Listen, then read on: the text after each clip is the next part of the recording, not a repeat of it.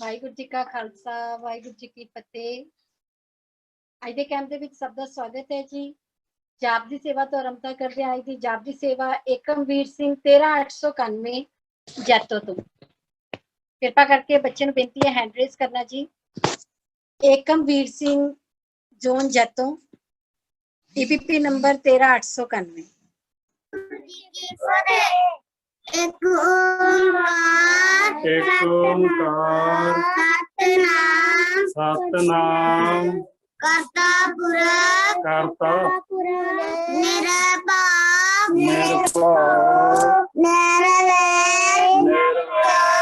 अकाल मूरत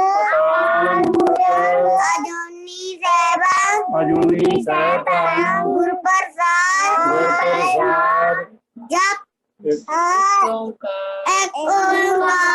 एक ओंकार सतनाम करता पुरख निर्भव अकाल मूरत अजूनी सैभं गुरु प्रसाद एक ओंकार सतनाम करता पुरख निर्भव अकाल मूरत अजूनी सैभं गुरु प्रसाद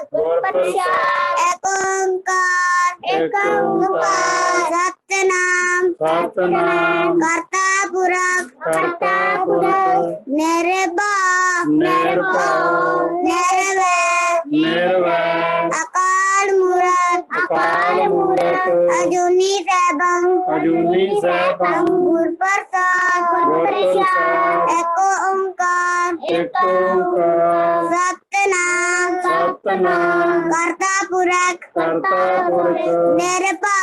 निर्भव अकाल मूरत अजूनी सैभं गुरु प्रसाद एक ओंकार सतनाम करता पुरख निर्भव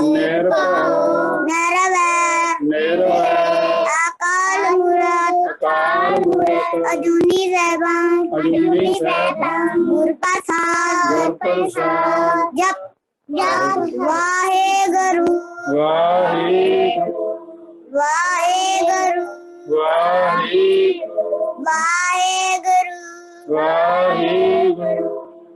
वाहेगुरु जी का खालसा वाहेगुरु जी की फतेह।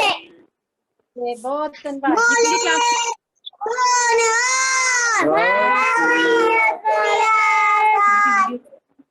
ਕਿਹੜੀ ਕਲਾਸ ਚ ਪੜ੍ਹਦੇ ਹੋ ਏਕਮਵੀਰ ਸਿੰਘ ਜੀ? यूकेजी बोलो यूकेजी ਬਹੁਤ ਪਰਿਵਾਰ ਨੇ ਬੜੇ ਪਿਆਰ ਦੇ ਨਾਲ ਜਾਪ ਦੀ ਸੇਵਾ ਕੀਤੀ ਹੈ ਜੀ।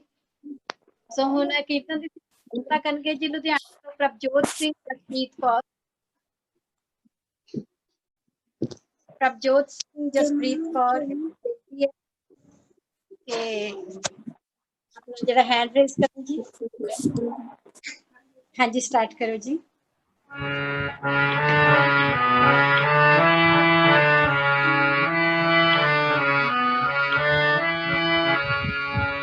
मेरे राम लाए तू संता का संत तेरे, मेरे राम लाए तू संता का संत तेरे, तेरे सेवक को किछु नाही, तेरे सेवक को किछु नाही।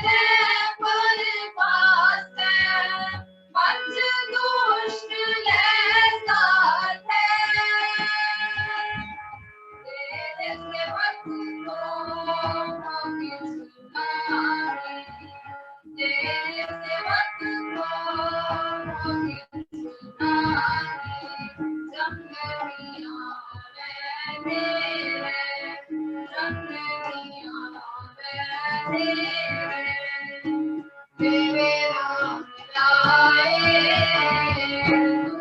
संता का संग तेरे मेरे राम लाए संता का संग तेरे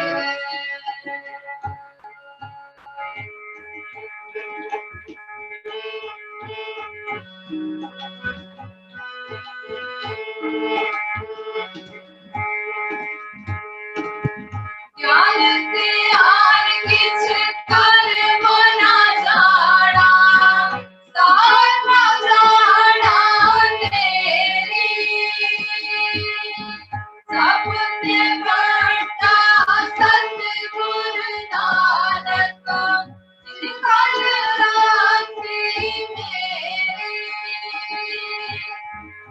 तेरे सेवक को मैं सुनाऊं तेरे सेवक को मैं सुनाऊं संग आवे तेरे संग आवे तेरे मेरे राम लाए संता का संग तेरे मेरे राम लाए संता का संग तेरे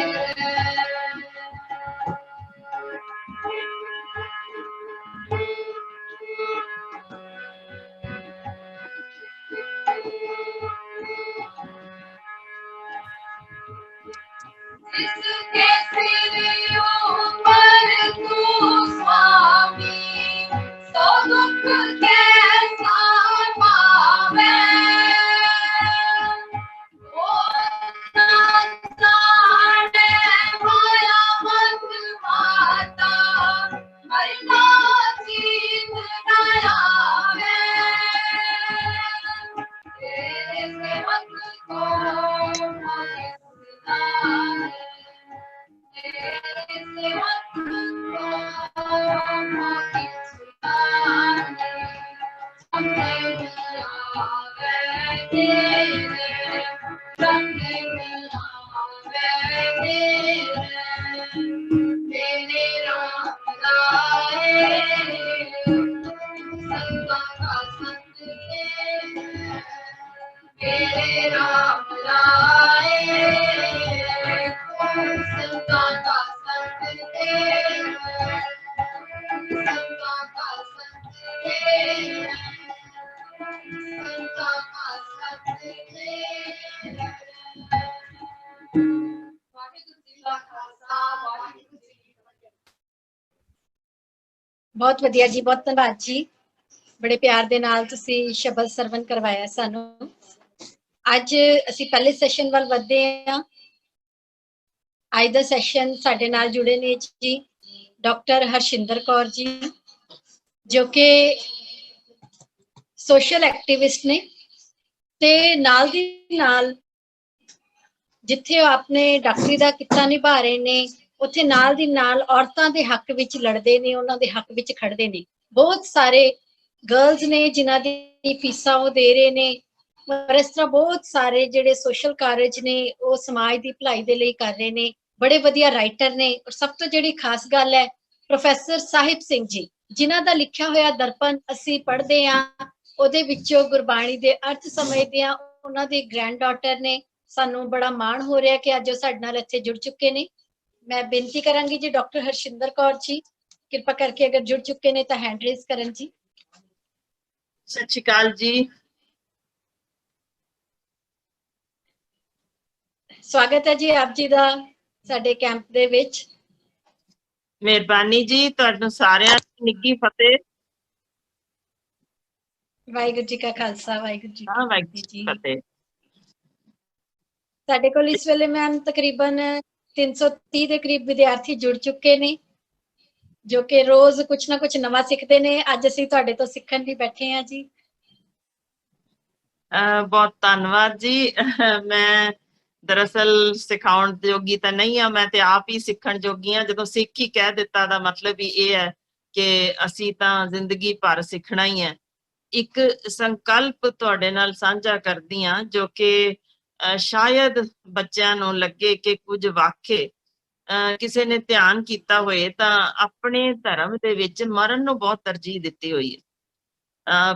ਇੱਕ ਵਾਰ ਨਹੀਂ, ਦੋ ਵਾਰ ਨਹੀਂ, ਅਨੇਕ ਵਾਰ ਜਦ ਕਿ ਸਾਰੀ ਦੁਨੀਆ ਜਿਉਣ ਦੀ ਗੱਲ ਕਰਦੀ ਏ, ਤਾਂ ਫਿਰ ਸਾਡੇ ਧਰਮ ਦੇ ਵਿੱਚ ਕੀ ਅਜਿਹਾ ਗੱਲ ਹੈ ਜਿੱਥੇ ਕਹਿੰਦੇ ਨੇ ਪਹਿਲਾਂ ਮਰਨਾ ਕਬੂਲ ਕਰ ਲਓ ਤੇ ਫੇਰ ਹੀ ਤੁਸੀਂ ਇਸ ਧਰਮ ਵਿੱਚ ਆ ਸਕਦੇ ਹੋ। ਯਾਨੀ ਕੁਝ ਵੱਖ ਗੱਲ ਜ਼ਰੂਰ ਹੈ ਜਿਹੜੀ ਅਸੀਂ ਇਸ ਧਰਮ ਦੇ ਅੰਦਰ ਜੇ ਵੜੀਏ ਤਾਂ ਸਾਨੂੰ ਸਮਝਣ ਦੀ ਲੋੜ। ਉਸੇ ਦੇ ਨਾਲ ਅਸਲ ਵਿੱਚ ਇੱਕ ਹੋਰ ਬੜਾ ਜ਼ਰੂਰੀ ਪੱਖ ਜੁੜਿਆ ਹੋਇਆ ਜਿਹਦਾ ਸ਼ਾਇਦ ਸਾਨੂੰ ਉਹਦੇ ਵੱਲ ਵੀ ਉਹਨਾਂ ਧਿਆਨ ਨਾ ਹੋਇਆ ਗਿਆ ਹੋਵੇ ਕਿ ਪੱਤ ਸਿਉ ਜਿਉਣ ਲਈ ਵੀ ਇਸ ਧਰਮ ਵਿੱਚ ਬੜੀ ਜ਼ੋਰਦਾਰ ਆਵਾਜ਼ ਚੁੱਕੀ ਗਈ ਹੈ। ਮੈਂ ਇੱਕ ਤੁਹਾਨੂੰ ਅਸਲ ਘਟਨਾ ਨਾਲ ਅੱਜ ਜੋੜਨਾ ਚਾਹੁੰਦੀ ਹਾਂ ਜੋ ਮੇਰੇ ਨਾਲ ਵੀ ਵਾਪਰੀ। ਹੋਇਆ ਹੈ ਕਿ ਚੰਡੀਗੜ੍ਹ ਦੇ ਵਿੱਚ ਜੇ ਕੋਈ ਰਹਿੰਦਾ ਹੈ ਜਾਂ ਜੇ ਕੋਈ ਗਿਆ ਹੋਵੇ, 34-35 ਸੈਕਟਰ ਦੇ ਚੌਂਕ ਦੇ ਵਿੱਚ ਇੱਕ ਲਾਲ ਬੱਤੀਆਂ ਆਉਂਦੀਆਂ ਨੇ। ਉੱਥੇ ਅਸੀਂ ਕਈ ਵਾਰ ਗਏ ਜਦੋਂ ਜਾਂਦੇ ਆਫਿਸ ਦੇ ਕੰਮ ਲਈ ਜਾਂ ਮੀਟਿੰਗ ਵਾਸਤੇ ਉੱਥੋਂ ਲੰਘਣਾ ਹੁੰਦਾ ਸੀ ਤਾਂ ਉੱਥੇ ਇੱਕ ਆਮ ਹੀ ਘਸੇ ਹੋਏ ਕੱਪੜੇ ਪਾਏ ਹੋਏ ਤੇ ਪਾਟੀ ਦਸਤਾਰ ਪਾਈ ਨਿੱਕਾ ਜਿਹਾ ਬੱਚਾ ਮਿਲ ਜਾਂਦਾ ਸੀ ਤੇ ਉਹ ਹਰ ਵਾਰ ਉਹਨੇ ਅੱਗੇ ਆ ਕੇ ਕਹਿਣਾ ਵੀ ਖਿਡੌਣਾ ਖਰੀਦ ਲਓ ਤੇ ਮੈਂ ਹੱਸ ਪੈਣਾ ਵੀ ਖਿਡੌਣਾ ਹੁਣ ਕੀ, ਮੈਂ ਕਿਹੜਾ ਖਰੀਦਣਾ, ਨਾ ਮੇਰੇ ਬੱਚੇ ਇੰਨੇ ਛੋਟੇ ਤੇ ਅਸੀਂ ਕੀ ਖਿਡੌਣਾ ਖਰੀਦਣਾ, ਤੂੰ ਵੈਸੇ ਲੈ ਲੈ 20 ਰੁਪਏ। ਤੇ ਉਹਨੇ ਅੱਗੋਂ ਹੱਥ ਜੋੜ ਕੇ ਇਸ ਤਰ੍ਹਾਂ ਤੇ ਪਿਛਾਂ ਹੋ ਜਾਣਾ, ਨਹੀਂ ਜੀ ਭੀਖ ਨਹੀਂ ਮੰਗਣੀ, ਮੈਂ ਤੇ ਜੇ ਖਿਡੌਣਾ ਲੈਣਾ ਤੇ ਲੈ ਲਓ, ਨਹੀਂ ਤੇ ਕੋਈ ਗੱਲ ਨਹੀਂ। ਤੇ ਉਹਦਾ ਯਾਨੀ ਉਹਦੀ ਗੱਲ ਇਸ ਤਰ੍ਹਾਂ ਬੜੀ ਚੁੱਭਦੀ ਮੈਨੂੰ ਵੀ ਕਿਰਤ ਕਰਕੇ ਕਰਨਾ, ਮੈਨੂੰ ਬੜੀ ਕਿਤੇ ਦਿਲ ਦੇ ਅੰਦਰ ਵੱਜਦੀ ਕਿ ਕਿਰਤ ਕਰਕੇ ਕਹਿੰਦਾ ਮੈਂ ਕਮਾਉਣੀ ਦਾ ਮਤਲਬ ਹੈ ਕਿ ਬੜਾ ਅਣਖੀਲਾ ਬੱਚਾ ਏ, ਇੰਨੀ ਗਰੀਬੀ ਜੋ ਕਿ ਆਮ ਤੌਰ ਤੇ ਅਣਖ ਹੋ ਲੈਂਦੀ ਹੈ, ਫਿਰ ਵੀ ਇੰਨਾ ਅਣਖੀਲਾ ਬੱਚਾ ਹੋਣਾ। ਤੇ ਮੈਂ ਉਹਦੇ ਤੋਂ ਹੌਲੀ ਹੌਲੀ ਜਦੋਂ ਫਿਰ ਕਦੇ ਲੰਘਣਾ ਫਿਰ ਉਹਨੇ ਦਿਸਣਾ ਉਸੇ ਚੌਂਕ ਤੇ ਮੈਂ ਉਹਦੇ ਤੋਂ ਕਦੇ ਕੋਈ ਪਲਾਸਟਿਕ ਦੀ ਭੰਬੀਰੀ ਫੜ ਲੈਣੀ, ਕੋਈ ਯਾਨੀ ਜਿਹੜੀ ਮੈਨੂੰ ਨਹੀਂ ਵੀ ਲੋੜ ਸੀ ਪਰ ਇਸ ਕਰਕੇ ਲੈ ਲੈਣੀ ਕਿ ਚਲੋ ਇਹ ਕਹਿ ਰਿਹਾ ਕਿ ਇਹਨੇ ਕਿਰਤ ਕਰਕੇ ਕਮਾਉਣਾ ਹੈ ਤੇ ਇੰਨੀ ਅਣਖ ਹੋਣੀ ਇੰਨੇ ਗਰੀਬ ਬੱਚੇ 'ਚ ਤੇ ਜ਼ਰੂਰ ਮੈਨੂੰ ਦੇਣਾ ਚਾਹੀਦਾ। ਸੋ ਮੈਂ ਉਹਨੂੰ ਕਦੇ 20 ਰੁਪਏ ਦਾ ਸਮਾਨ, ਕਦੇ 10 ਰੁਪਏ ਦਾ, ਜੋ ਵੀ ਉਹਦੇ ਕੋਲ ਹੋਣਾ ਉਹ ਲੈ ਲੈਣਾ। ਕੁਛ ਇਸੇ ਤਰ੍ਹਾਂ ਹੀ ਯਾਨੀ ਇੱਕ ਦਿਨ ਕੀ ਹੋਇਆ ਕਿ ਲੰਘੇ ਤੇ ਮੇਰੇ ਕੋਲ ਟੁੱਟੇ ਨਹੀਂ ਸੀ ਤੇ ਉਹਨੇ ਜਦੋਂ ਫਿਰ ਇਸੇ ਤਰ੍ਹਾਂ ਹੀ ਕੁਛ ਦਿੱਤਾ, ਉਹਨੂੰ ਪਤਾ ਹੀ ਲੱਗ ਗਿਆ ਸੀ ਵੀ ਆਂਦੇ ਨੇ ਤੇ ਲੈ ਲੈਂਦੇ ਨੇ, ਤੇ ਮੈਂ ਉਹਨੂੰ ਉਸ ਦਿਨ 100 ਰੁਪਏ ਫੜਾ ਦਿੱਤੇ ਤੇ ਉਨੀ ਦੇਰ ਨੂੰ ਲਾਲ ਬੱਤੀ ਜਿਹੜੀ ਹਰੀ ਹੋ ਗਈ ਤੇ ਮੈਂ 100 ਫੜਾ ਕੇ ਤੇ ਤੇਜ਼ੀ ਨਾਲ ਲੰਘ ਹੀ ਗਈ ਉਦੋਂ, ਕਿਉਂਕਿ ਕ੍ਰਾਸ ਕਰਨਾ ਸੀ, ਕ੍ਰਾਸਿੰਗ ਤੇ ਸੀ। ਤੇ ਮੈਂ ਦਿਲ 'ਚ ਸੋਚਿਆ ਚੱਲ ਅੱਜ ਉਹਦੇ ਕਿਸੇ ਕੰਮ ਆਣਗੇ ਇੰਨੇ ਕੁ ਪੈਸੇ ਜਿਹੜੇ ਥੋੜੇ ਚਲੇ ਗਏ, ਕੀ ਹੁੰਦਾ ਹੀ ਕੀ ਹੈ, ਮਾਇਨੇ ਕੀ 100 ਰੁਪਏ ਇਸ ਅੱਜ ਦੇ ਦਿਨ ਦੇ ਵਿੱਚ, ਤੇ ਚਲੋ ਉਸ ਬੱਚੇ ਦੀ ਥੋੜੀ ਮਦਦ ਹੋ ਜਾਏਗੀ। ਹੁਣ ਕਮਾਲ ਵੇਖੋ ਕਿ ਉਸ ਤੋਂ ਬਾਅਦ ਸ਼ਾਇਦ ਅਸੀਂ, ਮੇਰਾ ਖਿਆਲ ਹੈ ਕਿ 3 ਕੁ ਮਹੀਨੇ ਅਸੀਂ ਨਹੀਂ ਗਏ। 3 ਕੁ ਮਹੀਨਿਆਂ ਬਾਅਦ ਜਦੋਂ ਮੈਂ ਫਿਰ ਉੱਥੇ ਜਾ ਕੇ ਰੁਕੀ ਤਾਂ ਅਸਲ 'ਚ ਉਹ ਬੱਚਾ ਉਦੋਂ ਪੂਰੀ ਯਾਨੀ ਵਾਹ ਲਾ ਕੇ ਦੌੜਦਾ ਹੋਇਆ ਸਾਡੇ ਕੋਲ ਉੱਥੇ ਫਿਰ ਪਹੁੰਚਿਆ। ਮੈਂ ਪਛਾਣ ਹੀ ਲਿਆ ਸੀ ਉਹਨੂੰ ਤੇ ਮੈਂ ਇਸ ਤੋਂ ਪਹਿਲਾਂ ਕਿ ਮੈਂ ਪੈਸੇ ਕੱਢਦੀ ਕਿ ਉਹਨੂੰ ਕੁਛ ਦੇਣਾ ਹੈ ਤੇ ਕਮਾਲ ਵੇਖੋ ਕਿ ਉਹ ਬੱਚੇ ਨੇ ਬੋਝੇ 'ਚੋਂ ਆਪਣੇ 80 ਰੁਪਏ ਕੱਢੇ ਤੇ ਮੇਰੇ ਝੋਲੀ 'ਚ ਸੁੱਟ ਦਿੱਤੇ। ਮੈਂ ਹੈਰਾਨ ਹੋ ਗਈ ਤੇ ਕਹਿਣ ਲੱਗਾ, ਪਤਾ 3 ਮਹੀਨਿਆਂ ਤੋਂ ਚੱਜ ਨਾਲ ਸੌ ਨਹੀਂ ਸਕਿਆ। ਮੇਰੇ ਦਿਲ 'ਚ ਸੀ ਹਿਰਖ ਕਿ ਮੈਂ ਪੈਸੇ ਮੋੜਨੇ ਨੇ, ਮੈਂ ਕਿਸੇ ਦਾ ਕਿਉਂ ਇਸ ਤਰ੍ਹਾਂ ਲੈ ਕੇ ਆਪਣੇ ਸਿਰ ਤੇ, ਯਾਨੀ ਭਾਰ ਸੀ ਮੇਰੇ ਕਿ ਮੈਂ ਮੋੜਨੇ ਸੀ, ਇਹ ਮੇਰੇ ਹੱਕ ਦੇ ਨਹੀਂ ਸੀ ਤੇ ਮੈਂ ਰੱਖ ਨਹੀਂ ਸੀ ਸਕਦਾ। ਬਾ ਕਮਾਲ, ਮੈਂ ਸੱਚ ਅੱਜ ਵੀ ਗਲਾ ਜਿਹਾ ਭਰ ਗਿਆ, ਪਰ ਉਦੋਂ ਵੀ ਮੇਰੀਆਂ ਅੱਖਾਂ ਨਮ ਹੋ ਗਈਆਂ ਸਨ। ਯਕੀਨ ਜਿਹਾ ਹੀ ਨਹੀਂ ਆਇਆ ਕਿ ਇੰਨਾ ਵੀ ਕੋਈ ਅੱਜ ਦੇ ਦਿਨ ਵਿੱਚ ਗਰੀਬ ਬੱਚਾ, ਲੋੜਵੰਦ ਬੱਚਾ 3 ਮਹੀਨਿਆਂ ਤੋਂ ਜਿਹੜਾ ਇਹ ਕਵੇ ਮੈਂ ਸੌ ਹੀ ਨਹੀਂ ਸਕਿਆ ਕਿਉਂਕਿ ਮੈਂ 80 ਰੁਪਏ ਵਾਪਸ ਮੋੜਨੇ ਸੀ, ਕਮਾਲ ਹੀ ਹੋ ਗਿਆ। ਯਾਨੀ ਉਹਦਾ ਕਹਿਣ ਦਾ ਢੰਗ, ਤਰੀਕਾ, ਜਿਸ ਤਰੀਕੇ ਕਿਹਾ ਕਿ ਹੁਣ ਅੱਜ ਤੋਂ ਬਾਅਦ ਮੈਂ ਚੱਜ ਨਾਲ ਸੌਂ ਸਕਾਂਗਾ, ਮੇਰਾ ਦਿਲ ਬੜਾ ਉਸ ਦਿਨ ਇਸ ਕਰਕੇ ਮਹਿਸੂਸ ਹੋ ਰਿਹਾ ਸੀ ਕਿ ਅਸੀਂ ਸੋਚਦੇ ਹਾਂ ਕਿ ਰੱਜੇ ਪੁੱਜੇ ਜਿਹੜੇ ਹੋਣ ਉਹਨਾਂ ਨੂੰ ਲਾਲਸਾ ਹੁੰਦੀ ਹੈ ਹੋਰ ਮਿਲ ਜਾਏ, ਤੇ ਜਿਹੜਾ ਇੰਨਾ ਅੱਤ ਦਾ ਗਰੀਬ ਮੇਰੇ ਤੋਂ ਰਿਹਾ ਨਹੀਂ ਗਿਆ, ਉਹਨੂੰ ਪੁੱਛ ਹੀ ਲਿਆ ਫਿਰ ਵੀ ਕਿ ਬੱਚੇ ਇਹ 80 ਰੁਪਏ ਤੂੰ ਜੇ ਵਰਤ ਵੀ ਲੈਂਦਾ ਮੈਂ ਤਾਂ ਤੈਨੂੰ ਦੇ ਕੇ ਹੀ ਗਈ ਸਾਂ, ਤਾਂ ਕੀ ਮਾੜਾ ਕੀ ਹੋ ਜਾਣਾ ਸੀ। ਪਤਾ ਜੇ ਅੱਗੋਂ ਕੀ ਜਵਾਬ ਦਿੱਤਾ? ਮੈਂ ਤੁਹਾਨੂੰ ਥੋੜਾ ਜਵਾਬ ਦੇਣਾ, ਮੈਂ ਜਵਾਬ ਦਿਆਂ ਆਪਣੇ ਸੱਚੇ ਪਾਤਸ਼ਾਹ ਨੂੰ, ਉਸ ਦਸਮ ਗੁਰੂ ਨੂੰ ਜਿਹਦੇ ਮੈਂ ਸਿਰ ਤੇ ਦਸਤਾਰ ਸਜਾਈ ਬੈਠਾ। ਮੈਂ ਉਹਨੂੰ ਜਵਾਬ ਦੇ ਕਿ ਜੇ ਇਹ ਮੇਰੀ ਕਿਰਤ ਦੇ ਨਹੀਂ ਸਨ ਤਾਂ ਮੈਂ ਇਹਨਾਂ ਨੂੰ ਕਿਵੇਂ ਲੈ ਸਕਦਾ। ਏਡਾ ਛੋਟਾ ਜਿਹਾ ਬੱਚਾ ਜੇ ਸਾਡੇ ਧਰਮ ਦੇ ਵਿੱਚ ਗਰੀਬੀ, ਕਿਉਂਕਿ ਮੈਂ ਵਾਰ-ਵਾਰ ਦੱਸ ਰਹੀ ਹਾਂ ਗਰੀਬੀ ਅਣਖ ਖਾ ਜਾਂਦੀ ਹੈ, ਚੱਬ ਜਾਂਦੀ ਹੈ ਅਣਖ। ਜਿਸ ਤਰੀਕੇ ਦੀਆਂ ਅਸੀਂ ਕਿਸੇ ਵੀ ਅਜਿਹੇ ਗਰੀਬ ਨੂੰ, ਲੋੜਵੰਦ ਨੂੰ ਕਿਸੇ ਥਾਂ ਤੇ ਇਸ ਤਰ੍ਹਾਂ ਵੇਖੀਏ, ਉਹਨੂੰ ਕਿਸ ਤਰੀਕੇ ਦੁਰਕਾਰਦੇ ਆ, ਕਿਸ ਤਰੀਕੇ ਮਾੜਾ ਬੋਲਦੇ ਆ, ਕਿੰਨਾ ਉਹ ਯਾਨੀ ਪੱਤ ਲਵਾਉਂਦਾ ਹੈ ਹਰ ਵਾਰ ਇਹੋ ਜਿਹਾ ਬਾਲ। ਪਰ ਇਹ ਬੱਚਾ ਆਪਣੀ ਪੱਤ ਨਾਲ ਜਿਉਣਾ ਜਾਣਦਾ ਸੀ।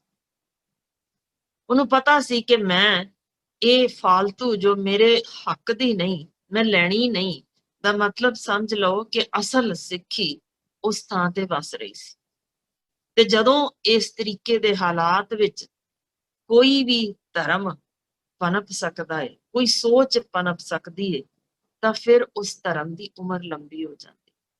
ਅਸੀਂ ਅੱਜ ਜੋ ਵੀ ਸਿੱਖ ਰਹੇ ਹਾਂ, ਬੈਠ ਰਹੇ ਹਾਂ, ਗੱਲਬਾਤ ਕਰ ਰਹੇ ਹਾਂ, ਸਭਨਾਂ ਦੇ ਕੋਲ ਜ਼ਰੂਰ ਮੋਬਾਈਲ ਫੋਨਸ ਵੀ ਨੇ, ਉਹ ਵੀ ਐਂਡਰੋਇਡ ਹੋਣਗੇ, ਜਿਸ ਕਰਕੇ ਅਸੀਂ ਇੱਕ ਦੂਜੇ ਨਾਲ ਜੁੜੇ ਹਾਂ। ਇੰਨੇ ਕੁ ਰੱਜੇ ਪੁੱਜੇ ਸ਼ਾਇਦ ਸਾਰੇ ਹੋਣ ਕਿ ਜਿਹੜੇ 3 ਵੇਲੇ ਦੀ ਰੋਟੀ ਖਾ ਸਕਦੇ ਹੋਣਗੇ। ਕਿਸੇ ਦੇ ਪੈਰਾਂ ਥੱਲੇ 2 ਵੀਲਰ, ਕਿਸੇ ਦੇ 4 ਵੀਲਰ ਜ਼ਰੂਰ ਹੋਏਗਾ, ਫਿਰ ਸਿਰਾਂ ਤੇ ਛੱਤ ਜ਼ਰੂਰ ਸਾਰਿਆਂ ਦੇ ਹੋਏਗੀ। ਇੰਨਾ ਕੁ ਅਸੀਂ ਅੰਦਾਜ਼ਾ ਲਾ ਸਕਦੇ ਹਾਂ। ਤੇ ਸ਼ਾਇਦ ਇਨ ਮਾਪਿਆਂ ਦੇ ਕੋਲ ਇੰਨਾ ਕੁ ਬੈਂਕ ਬੈਲੈਂਸ ਹੋਵੇ ਕਿ ਉਹ 1 ਮਹੀਨਾ ਜਾਂ 2 ਮਹੀਨੇ ਬਿਨਾਂ ਕਮਾਈ ਦੇ ਵੀ ਕੱਢ ਸਕਣ। ਕਹਿਣ ਦਾ ਭਾਵ ਇਹ ਸੀ ਕਿ ਸਾਡੇ ਕੋਲ ਇਸ ਵੇਲੇ ਵਰਲਡ ਹੈਲਥ ਆਰਗੇਨਾਈਜੇਸ਼ਨ ਵੀ ਮੰਨ ਚੁੱਕੀ ਹੈ ਕਿ ਜਿਹੜੇ ਵੀ ਇੱਥੇ ਦੁਨੀਆ ਦੇ ਭਰ ਦੇ ਵਿੱਚ ਕਿਤੇ ਵੀ ਜੇ ਅਸੀਂ ਜਾਈਏ ਤੇ ਉੱਥੇ ਜੇ ਇੰਨੇ ਕਿਸਮ ਜਿਹੜੀਆਂ ਚੀਜ਼ਾਂ ਮੈਂ ਗਿਣਾ ਚੁੱਕੀਆਂ ਕਿ ਕੋਈ ਵੀ ਬੰਦਾ ਜਿਸ ਦੇ ਕੋਲ ਜੇਬ ਵਿੱਚ ਇੰਨੇ ਕੁ ਪੈਸੇ ਹਨ, 3 ਵੇਲੇ ਦੀ ਰੋਟੀ ਖਾ ਸਕਦਾ ਏ, ਰਾਤ ਸੌਣ ਲਈ ਸਿਰ ਤੇ ਛੱਤ ਵੀ ਏ, ਤੇ ਫਿਰ ਜਿਹੜਾ ਵੀ ਬੰਦਾ ਯਾਨੀ 2 ਵੀਲਰ ਜਾਂ 4 ਵੀਲਰ ਵੀ ਘਰ ਵਿੱਚ ਹੈ, ਦਾ ਮਤਲਬ ਹੈ ਦੁਨੀਆ ਦੇ ਚੋਟੀ ਦੇ ਸਿਰਫ 2% ਲੋਕਾਂ ਵਿੱਚ ਸ਼ਾਮਲ, ਦੁਨੀਆ ਦੇ ਚੋਟੀ ਦੇ 2% ਲੋਕਾਂ ਵਿੱਚ।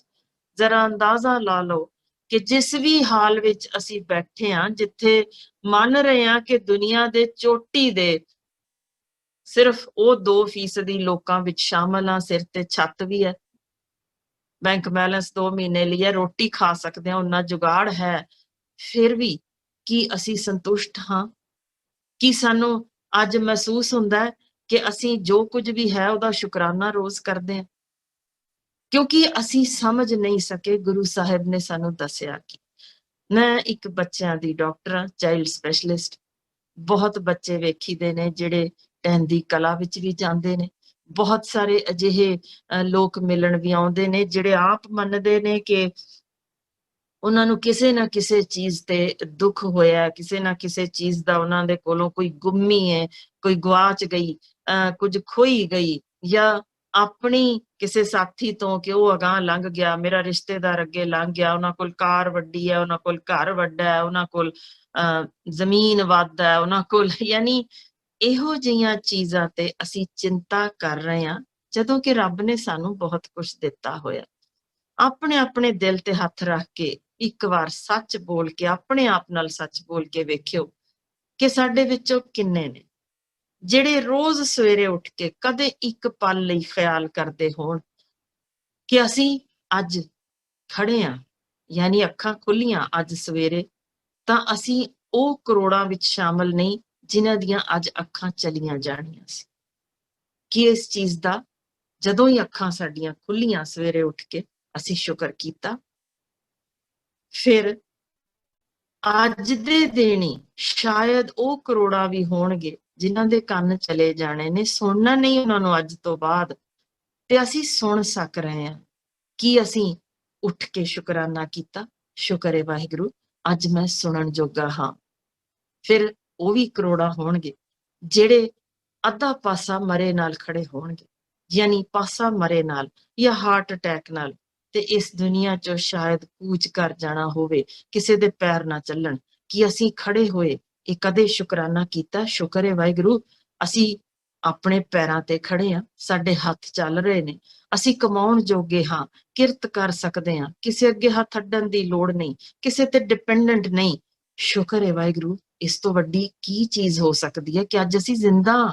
ਅਸੀਂ ਅੱਜ ਮਰ ਵੀ ਸਕਦੇ ਸੀ, ਰੋਜ਼ ਜੇ ਅਰਬਾਂ ਮਰ ਰਹੇ ਨੇ, ਅੱਜ ਅਸੀਂ ਮਰੇ ਹੋ ਸਕਦੇ ਸਾਂ, ਪਰ ਅੱਜ ਮਰੇ ਨਹੀਂ। ਸ਼ੁਕਰ ਹੈ, ਸ਼ੁਕਰ ਇੱਕ ਦਿਨ ਹੋਰ ਸਾਡੀ ਜ਼ਿੰਦਗੀ ਵਿੱਚ ਸ਼ਾਮਲ ਹੋ ਗਿਆ। ਕਿੰਨੇ ਕੁ ਜਣੇ ਇਹ ਸ਼ੁਕਰਾਨਾ ਸੁੱਤਿਆਂ ਉੱਠਿਆਂ ਕਰਦੇ, ਜੇ ਕਿਤੇ ਕੀਤਾ ਹੁੰਦਾ, ਯਕੀਨ ਜਾਣਿਓ ਉਸ ਦਿਨ ਇਹ ਚੀਜ਼ਾਂ ਦੀਆਂ ਇਹ ਮਾਇਨੇ ਹੀ ਨਹੀਂ ਰੱਖਦੀਆਂ ਕਿ ਮੇਰੇ ਕੋਲੋਂ ਵੱਧ ਵੱਡੀ ਕਾਰ ਉਹਦੇ ਕੋਲ ਹੈ, ਜਾਂ ਮੇਰੇ ਕੋਲੋਂ ਵੱਡਾ ਘਰ ਉਹਦੇ ਕੋਲ ਹੈ, ਜਾਂ ਉਹਦੀ ਨੂੰਹ ਫਲਾਣੀ ਵਧੀਆ ਆ ਗਈ, ਉਹਦੇ ਕੋਲ ਪੈਸੇ ਵੱਧ ਨੇ। ਇਹ ਚੀਜ਼ਾਂ ਤਾਂ ਹੀ ਮੈਟਰ ਕਰਦੀਆਂ ਨੇ ਜੇ ਅਸੀਂ ਜਿਉਂਦੇ ਹੋਈਏ, ਤੇ ਜੇ ਅਸੀਂ ਜਿਉਂਦੇ ਹੋਣ ਦਾ ਹੀ ਸ਼ੁਕਰਾਨਾ ਨਹੀਂ ਕੀਤਾ ਤਾਂ ਸਾਨੂੰ ਕੀ ਹੱਕ ਹੈ ਕਿ ਅਸੀਂ ਸ਼ਿਕਾਇਤ ਕਰ ਸਕੀਏ ਉਸੇ ਰੱਬ ਕੋਲ ਜਿਹਨੇ ਅਨਮੋਲ ਖਜ਼ਾਨਾ ਸਾਨੂੰ ਦੇ ਦਿੱਤਾ ਆਪਣੇ ਸਰੀਰ ਦੇ ਰੂਪ ਵਿੱਚ, ਤੇ ਅਸੀਂ ਅੱਜ ਸੁੱਤੇ ਉੱਠੇ ਜਿਹਦੇ ਕੇ ਅੰਦਰ ਪਤਾ ਨਹੀਂ ਕਿਸ ਵੀ ਪਲ ਬੰਬ ਪਿਆ ਹੋਣਾ ਜੀ, ਕਿ ਸਾਡੇ ਸਰੀਰ ਅੰਦਰ ਅੱਜ ਟੈਸਟ ਕਰਾਇਆ ਤੇ ਲਾਸਟ ਸਟੇਜ ਕੈਂਸਰ ਨਿਕਲ ਆਇਆ, ਤੇ ਅਸੀਂ ਹੁਣ ਤਿਲ ਤਿਲ ਕਰਕੇ ਮਰਨਾ ਹੈ। ਤੇ ਉਸ ਸਮੇਂ ਸੋਚੀਏ ਅਸੀਂ ਜ਼ਿੰਦਗੀ ਜੀ ਨਹੀਂ ਸਕੇ। ਕਿਉਂ ਨਹੀਂ ਜੀ ਸਕੇ? ਕਿਉਂਕਿ ਅਸੀਂ ਉਹਨਾਂ ਚੀਜ਼ਾਂ ਲਈ ਮਰਦੇ ਰਹੇ ਜਿਹੜੀਆਂ ਸਾਡੇ ਨਾਲ ਜਾਣੀਆਂ ਨਹੀਂ ਸੀ। ਪੂਰੀ ਗੁਰਬਾਣੀ ਵਿੱਚ ਇਹੋ ਕੁਝ ਵਾਰ-ਵਾਰ ਸਮਝਾਇਆ ਗਿਆ ਕਿ ਭਈ ਉਹ ਨਾਲ ਜਾਣ ਵਾਲੀਆਂ ਚੀਜ਼ਾਂ ਨਹੀਂ ਜਿਨ੍ਹਾਂ ਦੇ ਪਿੱਛੇ ਤੁਸੀਂ ਸ਼ਿਕਾਇਤ ਕਰਦੇ ਹੋ। ਤੁਸੀਂ ਸਿਰਫ ਤੇ ਸਿਰਫ ਸ਼ੁਕਰ ਕਰਨਾ ਸਿੱਖੋ। ਪਰ ਉਸ ਸ਼ੁਕਰ ਦੇ ਵਿੱਚ ਇਹ ਪੱਤ ਸਿਓ ਜਿਉਣ ਦਾ ਮੈਂ ਅੱਜ ਜਿਸ ਕਰਕੇ ਅੱਜ ਗੱਲ ਸ਼ੁਰੂ ਕੀਤੀ ਸੀ, ਮੈਂ ਪੱਤ ਸਿਓ ਮਰਨ ਦੀ ਗੱਲ ਵੀ ਜ਼ਰੂਰ ਕਰਨੀ, ਕਿਉਂਕਿ ਇਹੋ ਧਰਮ ਹੈ ਜਿਹਦੇ ਵਿੱਚ ਜੀਣ ਦੀ ਆਸ ਛੱਡਣੀ ਪੈਂਦੀ ਹੈ, ਤੇ ਉਦੋਂ ਉਹਦਾ ਕਾਰਨ ਸੀ ਬੜਾ ਡੂੰਘਾ। ਜੀਣ ਦਾ ਜਿਹਨੂੰ ਆਸ ਹੋਵੇ ਉਹਨੂੰ ਲਾਲਸਾ ਹੋਏਗੀ, ਦੂਜੇ ਅੱਗੇ ਡਿੱਗੇਗਾ, ਢਹੇਗਾ, ਜ਼ਿੰਦਗੀ ਦੀ ਭੀਖ ਮੰਗੇਗਾ। ਪਰ ਜਿਸਨੂੰ ਜੀਉਣ ਦੀ ਲਾਲਸਾ ਹੀ ਨਾ ਰਵੇ ਕਿ ਮੈਂ ਹੁਣ ਜਿੰਨੀ ਵੀ ਜ਼ਿੰਦਗੀ ਹੈ ਸਮਰਪਿਤ ਹੈ ਮੇਰੇ ਗੁਰੂ ਨੂੰ, ਉਹ ਅੱਜ ਲੈ ਜਾਵੇ ਜਾਂ ਕੱਲ, ਤਾਂ ਮੈਂ ਅੱਜ ਦੀ ਜ਼ਿੰਦਗੀ ਪੂਰੀ ਰੱਜ ਕੇ ਜੀ ਲੈਣੀ ਹੈ, ਕੱਲ ਹੋਵਾਂ ਨਾ ਹੋਵਾਂ। ਤੇ ਜੇ ਕੱਲ ਦੀ ਹੋਰ ਇੱਕ ਦਿਨ ਦੀ ਜ਼ਿੰਦਗੀ ਮਿਲੀ ਹੈ ਉਹ ਵੀ ਮੈਂ ਰੱਜ ਕੇ ਜੀ ਲੈਣੀ ਹੈ। ਤੇ ਪਰ ਜ਼ਿੰਦਗੀ ਅਜਿਹੀ ਮਿਸਾਲੀ ਜੀਣੀ ਹੈ ਕਿ ਲੋਕ ਯਾਦ ਰੱਖਣ ਕਿ ਹਾਂ ਉਹ ਇੱਕ ਬੰਦਾ ਹੋਇਆ ਸੀ ਜਿਹੜਾ ਅੱਜ ਨਾ ਵੀ ਹੈ, ਰਹੇ ਬਿਨਾ ਹੋਈਏ, ਪਰ ਤੁਰ ਜਾਣ ਪਿੱਛੋਂ ਜੇ ਦੋ ਵੀ ਕੋਈ ਘਰ ਤੋਂ ਬਾਹਰ ਰਿਸ਼ਤੇਦਾਰੀ ਤੋਂ ਬਾਹਰ ਹੰਝੂ ਕੇਰਨ ਲਈ ਹੋਣ ਤਾਂ ਯਕੀਨਨ ਉਹ ਜ਼ਿੰਦਗੀ ਜਿਉਣ ਜੋਗੀ ਸੀ। ਉਹਦਾ ਮਤਲਬ ਹੈ ਤੁਸੀਂ ਕਦੇ ਨਾ ਕਦੇ ਆਪਣੀ ਜ਼ਿੰਦਗੀ ਵਿੱਚ ਕਿਸੇ ਇੱਕ ਦੇ ਚਿਹਰੇ ਤੇ ਮੁਸਕਾਨ ਲਿਆਉਣ ਜੋਗੇ ਬਣੇ, ਉਹੀ ਜ਼ਿੰਦਗੀ ਹੈ। ਵਰਨਾ ਅਸੀਂ ਜਨਮ ਤੋਂ ਲੈ ਕੇ ਮਰਨ ਤੱਕ ਦਾ ਸਿਰਫ ਸਫ਼ਰ ਹੀ ਪੂਰਾ ਕਰਦੇ। ਜਿਹੜੀ ਗੱਲ ਮੈਂ ਤੁਹਾਨੂੰ ਸ਼ੁਰੂ ਚ ਕੀਤੀ ਸੀ, ਉਸ ਬੱਚੇ ਬਾਰੇ ਹੋਰ ਜ਼ਰੂਰ ਦੱਸਣਾ ਚਾਹੁੰਦੀ। ਇਸੇ ਤਰ੍ਹਾਂ ਹੀ ਕਿਤੇ ਮੇਰਾ ਖਿਆਲ ਹੈ ਕਿ 4 ਮਹੀਨੇ ਫਿਰ ਲੰਘ ਗਏ ਹੋਣਗੇ ਜਦੋਂ ਅਸੀਂ ਕਿਤੇ ਫਿਰ ਉਸ ਚੌਂਕ ਤੋਂ ਲੰਘੇ, ਤਾਂ ਉਦੋਂ ਉਹ ਚੌਂਕ ਤੇ ਮੇਰਾ ਜਿਵੇਂ ਦਿਲ ਹੁੰਦਾ ਕਿ ਉਸ ਬੱਚੇ ਨੂੰ ਫਿਰ ਦੇਖਾਂ, ਉਸ ਤੋਂ ਕੁਝ ਲਵਾਂ। ਮੈਂ ਵੇਖਿਆ ਉਸ ਥਾਂ ਤੇ ਉਦੋਂ ਉਹ ਬੱਚਾ ਨਹੀਂ ਸੀ ਖੜਾ, ਉਹਦੀ ਥਾਂ ਤੇ ਇੱਕ ਪਟਕਾ ਬੰਨੀ ਉਦੋਂ ਲੰਗੜਾ ਕੇ ਤੁਰਦਾ ਇੱਕ ਬਾਲ ਆਉਂਦਾ ਪਿਆ ਸੀ। ਤੇ ਮੈਂ ਉਹਨੂੰ ਹੀ ਪੁੱਛਿਆ, ਉਹ ਵੀ ਉਸੇ ਤਰ੍ਹਾਂ ਹੀ ਖਿਡੌਣਾ ਵੇਚ ਰਿਹਾ ਸੀ, ਵੀ ਇਸ ਤੋਂ ਪਹਿਲਾਂ ਇੱਕ ਬੱਚਾ ਆਉਂਦਾ ਸੀ ਇੱਥੇ, ਤੂੰ ਉਹ ਅੱਜ ਹੈ ਨਹੀਂ।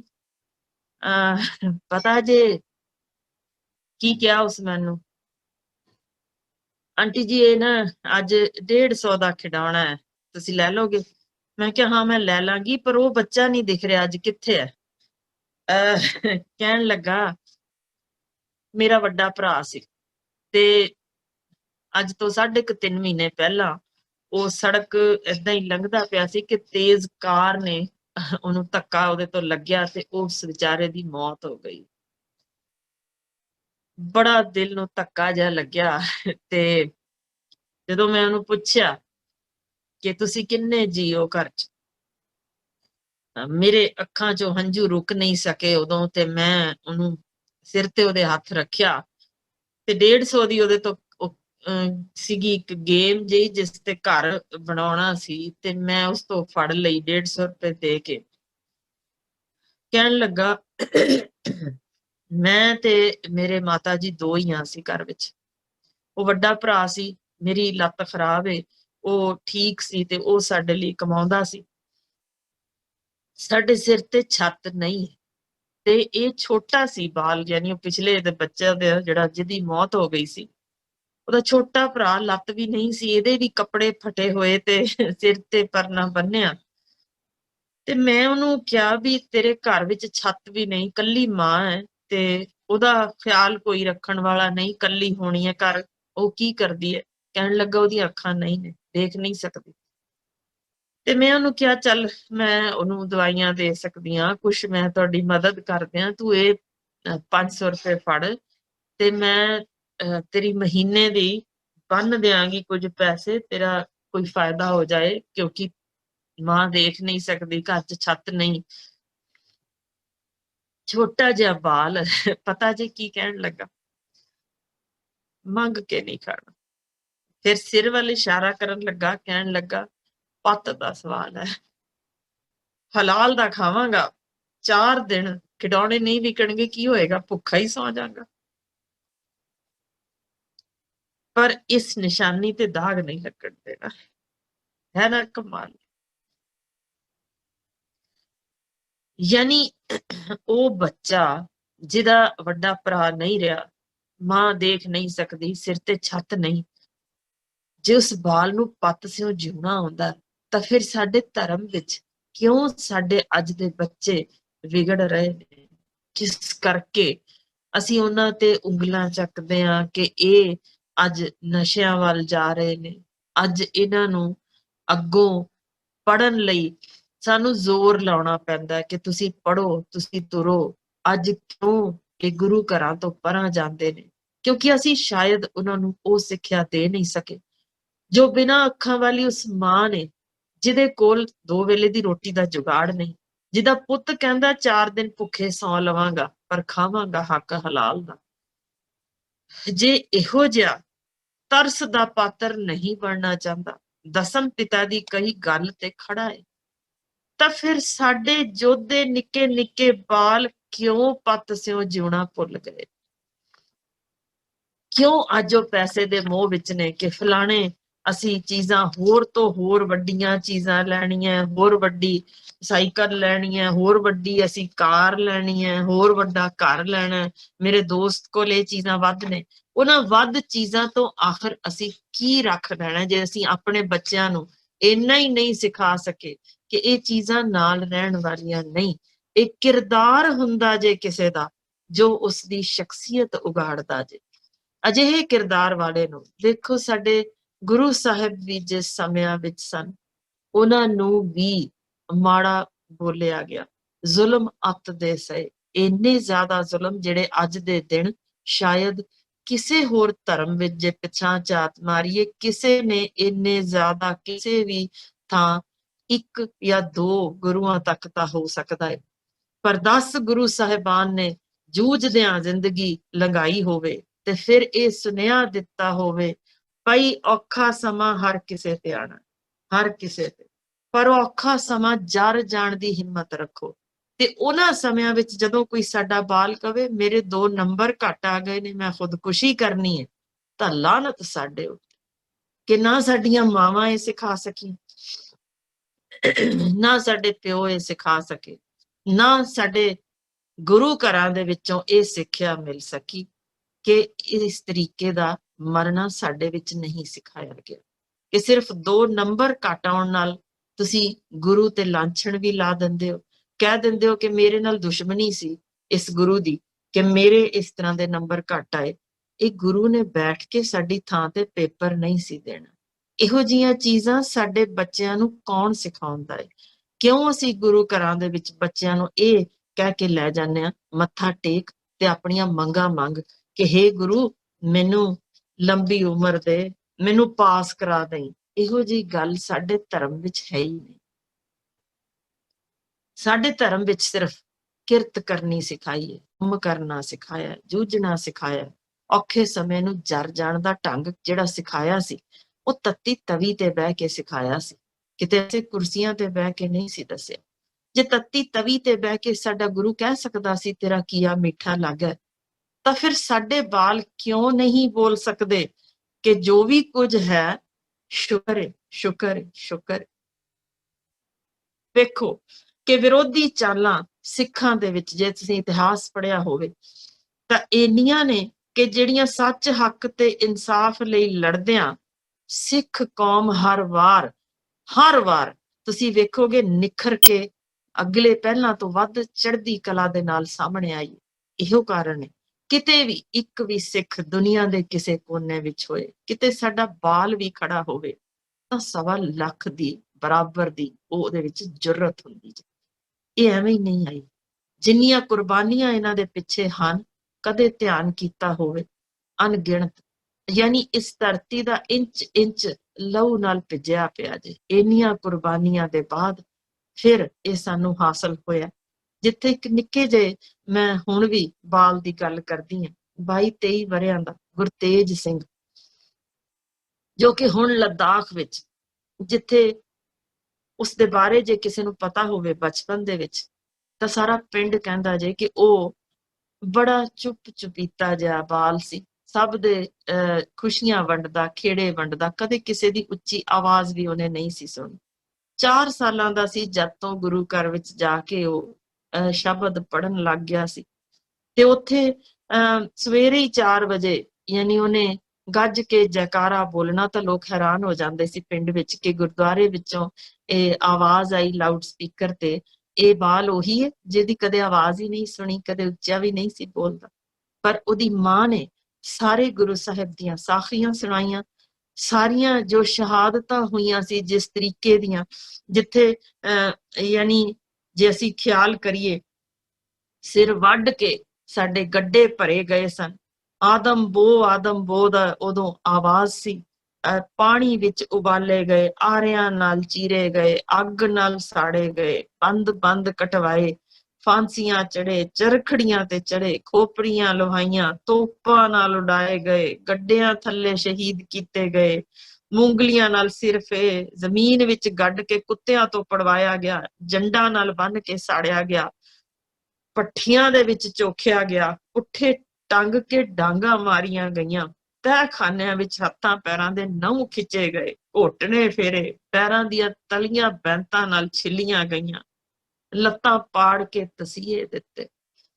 ਸ਼ਾਇਦ ਬੋਲਣ ਲੱਗਿਆਂ ਵੀ ਮੇਰਾ ਤਾਂ ਸਰੀਰ ਕੰਬਦਾ ਹੈ। ਤੇ ਜਿਨ੍ਹਾਂ ਨੇ ਇਹ ਸਿਆ, ਉਹਨਾਂ ਨੇ ਆਪਣਾ ਸਵੈਮਾਨ ਨਹੀਂ ਖਤਮ ਹੋਣ ਦਿੱਤਾ। ਇਹ ਤਾਂ ਹੀ ਸ਼ਹਾਦਤਾਂ ਯਾਦ ਨੇ ਕਿ ਇੱਕ ਦੇ ਚਿਹਰੇ ਤੇ ਮੁਸਕਾਨ ਸੀ, ਸ਼ੁਕਰ ਸੀ। ਸ਼ੁਕਰ ਹੈ ਵਾਹਿਗੁਰੂ ਤੇਰੇ ਕੋਲ ਹੀ ਵਾਪਸ ਮਿਲਣ ਆ ਰਹੇ ਹਾਂ, ਪਰ ਪੱਤ ਦੇ ਨਾਲ ਅਸੀਂ ਮਰੇ। ਇਸ ਧਰਮ ਦੇ ਵਿੱਚ ਪੱਤ ਸਿਓ ਹੀ ਜਿਉਏ ਸਾਂ ਤੇ ਪੱਤ ਸਿਓ ਹੀ ਮਰੇ ਆ। ਇਸੇ ਲਈ ਇਹ ਧਰਮ ਅੱਜ ਖੜਾ ਜੇ, ਜਿੱਥੇ ਇਹ ਇਕੱਲਾ ਗੁਰਤੇਜ ਸੀ ਜਿਸ ਨੇ ਉਸ ਸਮੇਂ ਠੰਡ ਦੇ ਵਿੱਚ, ਜਦੋਂ 4 ਚੀਨੀ ਫੌਜੀਆਂ ਨੇ ਫੜਿਆ ਹੋਇਆ ਸੀ, ਜਿਸ ਤਰੀਕੇ ਉਹਨੇ ਚਾਰਾਂ ਨੂੰ ਘੜੀਸ ਕੇ ਕੱਛਾਂ ਥੱਲੇ ਕੱਛ ਦੋਨੋਂ ਪਾਸੇ ਦੱਬ ਕੇ ਉਹਨਾਂ ਨੂੰ ਤਾਂ ਥੱਲੇ ਸੁੱਟਿਆ ਹੀ ਉੱਥੋਂ ਚੱਟਾਨ ਤੋਂ, ਪਰ 12 ਚੀਨੀ ਫੌਜੀਆਂ ਨੂੰ ਮਾਰ ਕੇ ਉਹ ਗਿਆ। ਤੇ ਜਿਸ ਤਰੀਕੇ ਦੇ ਚੀਨੀ ਫੌਜੀਆਂ ਵੱਲੋਂ, ਉਹਨਾਂ ਦੇ ਅਫਸਰਾਂ ਵੱਲੋਂ ਜੋ ਦੱਸਿਆ ਗਿਆ, ਤੇ ਜੋ ਭਾਰਤੀ ਫੌਜੀ ਉਸ ਸਮੇਂ ਮੌਜੂਦ ਸਨ, ਜਿਨ੍ਹਾਂ ਨੇ ਕਿਹਾ ਕਿ ਇਹਦੀ ਜੈਕਾਰੇ ਦੀ ਆਵਾਜ਼ ਨਾਲ ਉੱਥੇ ਜੋ ਗਗਨ ਤੱਕ ਪਹੁੰਚਦੀ ਇਹੋ ਜਿਹੀ ਗੂੰਜ ਸੀ ਕਿ ਉੱਥੇ ਖੜੇ ਸਾਰੇ ਠਠੰਬਰ ਗਏ ਸਨ, ਕੰਬ ਰਹੇ ਸਨ, ਦੇਹਾਂ ਕੰਬ ਗਈਆਂ ਸਨ ਉਹਦੀ ਇਹੋ ਜਿਹੀ ਉੱਚੀ ਗੂੰਜ ਦੇ ਨਾਲ, ਫਤਿਹ ਦੇ ਜੈਕਾਰੇ ਦੇ ਨਾਲ, ਕਿ 12 ਜਣਿਆਂ ਨੂੰ ਵੱਢ ਕੇ ਫਿਰ ਉਸਨੇ ਸਵਾਸ ਤਿਆਗੇ, ਜਿਹਦੇ ਵਿੱਚ ਕਿ ਆਖਰੀ ਜਣੇ ਨੂੰ ਵੱਢਣ ਤੋਂ ਪਹਿਲਾਂ ਉਹਦੇ ਆਰ ਪਾਰ ਤਲਵਾਰ ਲੰਘ ਗਈ ਸੀ। फिर भी उसने सामने खड़े दुश्मन दा, चीनी फौजी दा सिर चटका के मार के फिर ही स्वास त्याग। कहण दा भाव ਇਹ ਸੀ ਕਿ ਉਹ ਇਕੱਲਾ ਸੀ, ਪਰ ਜਦੋਂ ਗੁਰੂ ਨੂੰ ਆਪਣੇ ਨਾਲ ਸੋਚਿਆ ਹੋਵੇ ਕਿ ਮੇਰਾ ਗੁਰੂ ਮੇਰੇ ਕੋਲ ਹੈ ਤੇ ਮੈਂ ਉਸ ਨੂੰ ਜਵਾਬ ਦਿਆਂ, ਕਿਸੇ ਹੋਰ ਨੂੰ ਨਹੀਂ।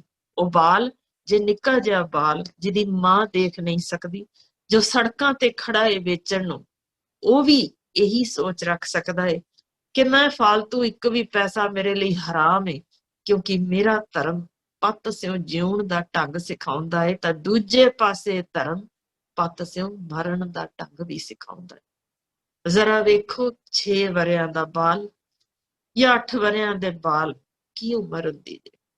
ਭੁੱਖੇ ਭਾਣੇ ਮਾਂ ਗੁਜਰੀ ਦੇ ਕੋਲ ਸਨ।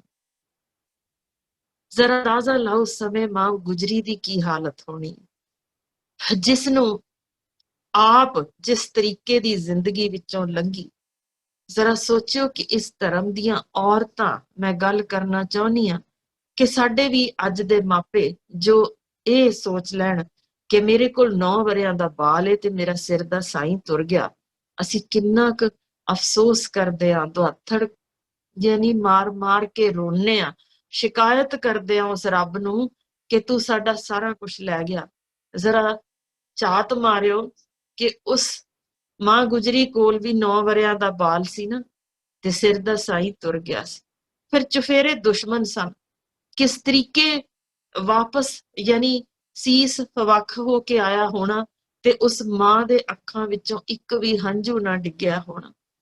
ਉਹਦੇ ਕੋਲ ਰਾਹ ਸੀ ਕਿ ਆਪਣਾ 9 ਵਰਿਆਂ ਦਾ ਬਾਲ ਲੈ ਕੇ ਕਿਤੇ ਚਲੀ ਜਾਵੇ, ਲੁਕ ਜਾਵੇ, ਸਭ ਕੁਝ ਛੱਡ ਦੇਵੇ, ਪਰ ਉਸਨੇ ਇੱਕ ਸਿੱਖੀ ਲਈ ਢਾਲ ਦਾ ਕੰਮ ਕੀਤਾ ਸੀ। ਅੱਜ ਸਿੱਖ ਕੌਮ ਨਤਮਸਤਕ ਹੈ ਉਸ ਮਾਂ ਦੇ ਅੱਗੇ ਜਿਹਦਾ ਦੇਣਾ ਕਦੇ ਦਿੱਤਾ ਨਹੀਂ ਜਾ ਸਕਦਾ। ਅਸੀਂ ਗੁਰੂ ਸਾਹਿਬਾਨ ਦੇ ਨਾਮ ਲੈਣੇ ਆ 10 ਦਾ, ਮਾਂ ਗੁਜਰੀ ਕਿਤੇ ਪਿਛਾਂ ਰੱਖ ਦਿੰਦੇ ਆ, ਜਦ ਕਿ ਜੇ ਖਾਲਸਾ ਸਾਜਿਆ ਜਾ ਸਕਿਆ ਸੀ ਤਾਂ ਉਸ ਮਾਂ ਦੀ ਅਸਲ ਦਮ ਸੀ ਜਿਹਦੇ ਸਿਰ ਤੇ ਇਹ ਸਾਜਿਆ ਜਾ ਸਕਿਆ ਸੀ, ਜਿਸਨੇ ਆਪਣੇ 9 ਵਰਿਆਂ ਦੇ ਬਾਲ ਨੂੰ ਕੁੱਛੜ ਵਿੱਚ ਨਹੀਂ ਲੁਕਾਇਆ। ਉਹਨੇ ਕਿਹਾ ਤੂੰ ਖੜਾ ਹੋ, ਡਟ, ਤੇ ਇਹ ਜੋ ਵੀ ਜ਼ੁਲਮ ਹੋਇਆ ਜੇ ਇਹਦੇ ਲਈ ਅਸੀਂ ਜ਼ੁਲਮ ਦਾ ਸਾਹਮਣਾ ਕਰਨਾ ਹੈ, ਸੱਚ ਹੱਕ ਤੇ ਇਨਸਾਫ ਦੀ ਲੜਾਈ ਲੜਨੀ ਹੈ। ਕਿਤੇ ਵੀ ਇਹ ਨਹੀਂ ਕਿਹਾ ਕਿ ਅਸੀਂ ਬਦਲਾ ਲਊ ਨੀਤੀ ਨਾਲ ਖੜੇ ਹੋਣਾ, ਕੋਈ ਵੀ ਹੋਵੇ। ਯਾਨੀ ਸਿਰ ਦਾ ਸਾਈਂ ਗਿਆ ਸੀ ਕਿਸੇ ਹੋਰ ਧਰਮ ਦੇ ਲੋਕਾਂ ਲਈ ਜਾਨ ਵਾਰਨ। ਇਹੋ ਸਿਖਾਇਆ ਗਿਆ ਕਿ ਕਾਕਾ ਅਸੀਂ ਤਾਂ ਧਰਮ ਦੇ ਲਈ ਲੜਨਾ, ਜੇ ਉਹ ਵੀ ਕਿਸੇ ਹੀ ਧਰਮ ਲਈ ਹੋਵੇ। ਇਹ ਸੱਚ ਤੇ ਹੱਕ ਦੀ ਇਨਸਾਫ ਦੀ ਜੰਗ ਜਾਰੀ ਰਹਿਣੀ ਚਾਹੀਦੀ, ਤੇ ਉਸ ਜਾਰੀ ਰਹਿਣ ਲਈ ਉਸ ਮਾਂ ਦਾ ਜਿਗਰਾ ਵੇਖਿਓ ਕਿ ਉਹਨੇ ਵੱਡੇ ਸਾਹਿਬਜ਼ਾਦੇ ਵੀ ਵਾਰੇ, ਛੋਟੇ ਸਾਹਿਬਜ਼ਾਦਿਆਂ ਦੇ ਅੱਗੋਂ ਅਸੀਂ ਵੀ ਮੰਗਦੇ ਹਾਂ ਸਾਡਾ ਨਾਮ ਲਿਆ ਹੋਵੇ, ਸਾਡੇ ਅੱਗੇ ਪੁੱਤਰ ਹੋਣ, ਪੋਤਰੇ ਹੋਣ, ਜਦਾਦਾਂ ਹੋਣ। ਅਸੀਂ ਤਾਂ ਨਾਮ ਦੇ ਪਿੱਛੇ ਸਾਰਾ ਕੁਝ ਖਤਮ ਕਰ ਗਏ, ਧਰਮ ਨੂੰ ਵੀ ਪਿਛਾਂ ਕਰ ਦਿੱਤਾ, ਸੋਚ ਹੀ ਇਹ ਖਤਮ ਕਰ ਦਿੱਤੀ ਕਿ ਸਾਡਾ ਨਾਮ ਲੇਵਾ ਅੱਗੇ ਤੁਰਨਾ ਚਾਹੀਦਾ। ਕਿ ਮਾਂ ਗੁਜਰੀ ਦਾ ਇਹੋ ਜਿਹਾ ਕਿਤੇ ਚਿੱਤ ਨਹੀਂ ਸੀ ਕਿ ਮੇਰਾ ਵੀ ਨਾਮ ਲੇਵਾ ਹੋਏ, ਪਰ ਅੱਜ ਨਾਮ ਲੇਵਿਆਂ ਦਾ ਕੋਈ ਹਿਸਾਬ ਰੱਖ ਸਕਦਾ। ਘਰ ਘਰ ਵਿੱਚ ਉਸਦੇ ਪੁੱਤਰ ਦੇ ਨਾਮ ਲੇਵੇ। ਕਿਉਂ? ਕਿਉਂਕਿ ਉਸਨੇ ਆਪਾ ਵਾਰ ਦਿੱਤਾ ਸੀ। ਜਿਸ ਤਰੀਕੇ ਦੇ ਪੁੱਤਰਾਂ ਨੂੰ ਉਸ ਸਮੇਂ ਉਹਨੇ ਆਪਣੇ ਪੋਤਰਿਆਂ ਨੂੰ ਜੋ ਉਸ ਸਮੇਂ ਸਮਝਾਇਆ ਹੋਏਗਾ, ਜ਼ਰਾ ਅੰਦਾਜ਼ਾ ਲਾ ਕੇ ਵੇਖ ਲਓ। ਜਿਸ ਨੂੰ ਪਤਾ ਸੀ ਸਿਰ ਦਾ ਸਾਈਂ ਤਾਂ ਮੇਰਾ ਕਦੋਂ ਦਾ ਗਿਆ, ਮੇਰਾ ਪੁੱਤਰ ਵੱਖ ਹੋ ਚੁੱਕਾ, ਫਰੇ ਹੈ ਜਾਂ ਨਹੀਂ, ਦੁਸ਼ਮਣਾਂ ਵਿੱਚ ਘਿਰਿਆ ਪਿਆ, ਵੱਡੇ ਸਾਹਿਬਜ਼ਾਦੇ ਨਹੀਂ ਰਹੇ ਤੇ ਮੇਰੇ ਕੋਲੇ 2 ਹੀ ਨੇ ਬਚੇ। ਉਹਨੂੰ ਕੁਝ ਉਸ ਵੇਲੇ ਦੱਸਿਆ ਨਹੀਂ ਸੀ ਗਿਆ, ਤੇ ਫਿਰ ਵੀ ਉਹਨਾਂ ਦੋਨਾਂ ਨੂੰ ਕਿਆ ਕਮਾਲ ਕਹਿ ਕੇ ਭੇਜਿਆ ਕਿ ਭਾਈ ਇਹ ਅੱਜ ਤੁਹਾਡੇ ਤੇ ਜਿਹੜਾ ਇਮਤਿਹਾਨ ਹੈ ਨਾ, ਇਹਨੂੰ ਪੱਤ ਸਿਓ ਮਰਨ ਦੇ ਵੱਲ ਦਿਖਾ ਦੇਣਾ। ਹੁਣ ਤੱਕ ਪੱਤ ਸਿਓ ਜੀ ਸਕੇ ਸਾਂ, ਅਸੀਂ ਜਵਾਬ ਦੇ ਆ। ਤੁਸੀਂ ਬੋਲੋਗੇ ਆਪਣੇ ਦਾਦਾ ਜੀ ਕੋਲ ਵੀ ਜਾ ਕੇ ਮਿਲਣਾ ਜੇ, ਭਰਾਵਾਂ ਕੋਲ ਵੀ ਮਿਲਣਾ ਜੇ, ਪਿਤਾ ਜੀ ਕੋਲ ਵੀ ਜਾਣਾ ਜੇ ਨਾ, ਤਾਂ ਫਿਰ ਅਸੀਂ ਉੱਥੇ ਜਵਾਬ ਦੇ ਆ ਕਿ ਕੀ ਅਸੀਂ ਸਿਰ ਨੀਵਾਂ ਕੀਤਾ, ਜ਼ੁਲਮ ਦੇ ਖਿਲਾਫ ਅਸੀਂ ਡਟ ਕੇ ਖੜੇ ਹੋ ਸਕੇ ਜਾਂ ਨਹੀਂ। ਇਹ ਇਮਤਿਹਾਨ ਹੈ ਤੇ ਇਸ ਇਮਤਿਹਾਨ ਚੋਂ ਅਵਲ ਦਰਜੇ ਨਾਲ ਪਾਸ ਹੋਣਾ ਹੈ। ਤੇ ਜੇ ਇਹ ਇਮਤਿਹਾਨ ਅਸੀਂ ਪੂਰਾ ਕਰ ਗਏ ਤਾਂ ਇਸ ਧਰਮ ਨੂੰ ਕਦੇ ਮੁੜ ਕੇ ਕੋਈ ਖਤਮ ਕਰਨ ਵਾਸਤੇ ਸੋਚ ਵੀ ਨਹੀਂ ਸਕੇਗਾ। ਕਿ ਜਿਸ ਧਰਮ ਦੇ ਨਿੱਕੇ ਬਾਲ ਸਿਰ ਨੀਵਾ ਨਾ ਕਰਨ ਜ਼ੁਲਮ ਦੇ ਅੱਗੇ, ਉਹ ਧਰਮ ਕਦੇ ਖਤਮ ਨਹੀਂ ਹੋ ਸਕਦਾ। ਇਸੇ ਧਰਮ ਦਾ ਇਹ ਮੌਜੂਦਾ ਮੈਂ ਦੱਸ ਸਕੀ ਸਾਂ ਤੁਹਾਨੂੰ ਕਿ ਜਿੱਥੇ ਇਹ ਗੁਰਤੇਜ ਨੇ ਦੱਸ ਦਿੱਤਾ, ਜਿਹੜਾ ਕਿ ਕਦੇ ਉੱਚੀ ਆਵਾਜ਼ ਨਹੀਂ ਸੀ ਕੱਢ ਸਕਿਆ, ਤੇ ਜਿਹੜਾ ਗੁਰੂ ਦੇ ਨਾਮ ਲੈਣ ਲੱਗਿਆ ਜਿਸ ਤਰੀਕੇ ਦਾ ਉਹਨੇ ਜੈਕਾਰਾ ਉੱਥੇ ਗੱਜਿਆ, ਲੱਦਾਖ ਹਿੱਲ ਗਿਆ ਸਾਰਾ, ਜਿੱਥੇ ਅੱਜ ਤਾਈਂ ਜ਼ਿਕਰ ਹੋ ਰਿਹਾ ਹੈ ਹੁਣ ਵੀ, ਕਿਹੋ ਜਿਹਾ ਵੀ ਕੋਈ ਹੁੰਦਾ ਜੇ ਜਿਹੜਾ 1.25 ਲੱਖ ਨਾਲ ਲੜ ਸਕਦਾ, ਤਾਂ ਉਹ ਸਿਰਫ ਇਸੇ ਧਰਮ ਦੇ ਵਿੱਚ ਹੋ ਸਕਦਾ। ਤੇ ਕਾਰਨ ਮੈਂ ਇਹੋ ਦੱਸ ਕੇ ਹਟੀ ਹਾਂ, ਕਿਉਂਕਿ ਸਾਨੂੰ ਤਾਂ ਪੱਤ ਸਿਓ ਮਰਨਾ ਆਉਂਦਾ ਹੈ, ਵਰਨਾ ਹਾਥੀਆਂ ਦੇ ਪੈਰ ਥੱਲੇ ਦਰੜੇ ਜਾਣਾ।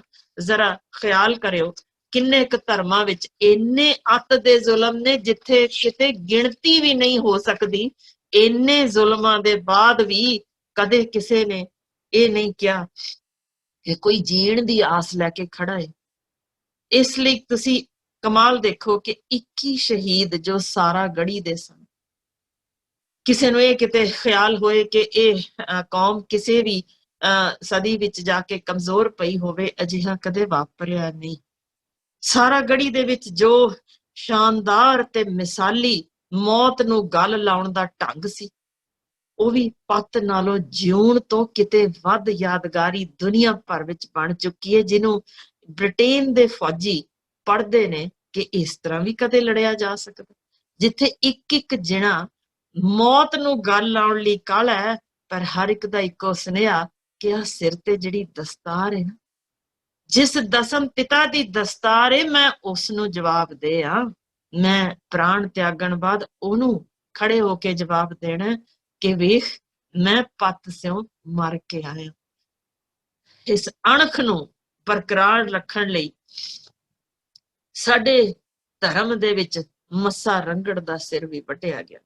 ਜ਼ਕਰੀਆ ਖਾਨ ਨੇ ਜਦੋਂ ਐਲਾਨ ਕੀਤਾ ਸੀ ਕਿ ਸਿੱਖ ਨਹੀਂ ਬਚੇ, ਤਾਂ ਉਦੋਂ ਜ਼ਰਾ ਖਿਆਲ ਕਰਿਓ ਕਿ ਨਿਹੱਥੇ ਭਾਈ ਬੋਤਾ ਸਿੰਘ ਤੇ ਭਾਈ ਗਰਜਾ ਸਿੰਘ ਦੀ ਕਮਾਲ ਦੇਖੋ, ਸੋਚ ਜ਼ਰਾ ਕਿ ਬੱਚਿਓ, ਮੈਂ ਚਾਹੁੰਦੀ ਹਾਂ ਕਿ ਧਿਆਨ ਕਰੋ ਕਿ ਸਾਡਾ ਜਦੋਂ ਇਹ ਸੋਚ ਲਵੇ ਕੋਈ ਸਿੰਘ ਮੈਂ ਇਕੱਲਾ ਹੀ ਰਹਿ ਗਿਆ, ਇਹ ਐਲਾਨ ਹੋ ਗਿਆ ਕਿ ਕੋਈ ਹੋਰ ਬਚਿਆ ਹੀ ਨਹੀਂ, ਤਾਂ ਭਾਈ ਜਦ ਤੱਕ ਇੱਕ ਵੀ ਹੈ ਤਾਂ ਅਸੀਂ 1.25 ਲੱਖ ਦੇ ਬਰਾਬਰ ਆ, ਤੇ 2 ਖੜੇ ਆ ਤੇ 2.5 ਲੱਖ ਦੇ ਬਰਾਬਰ ਆ।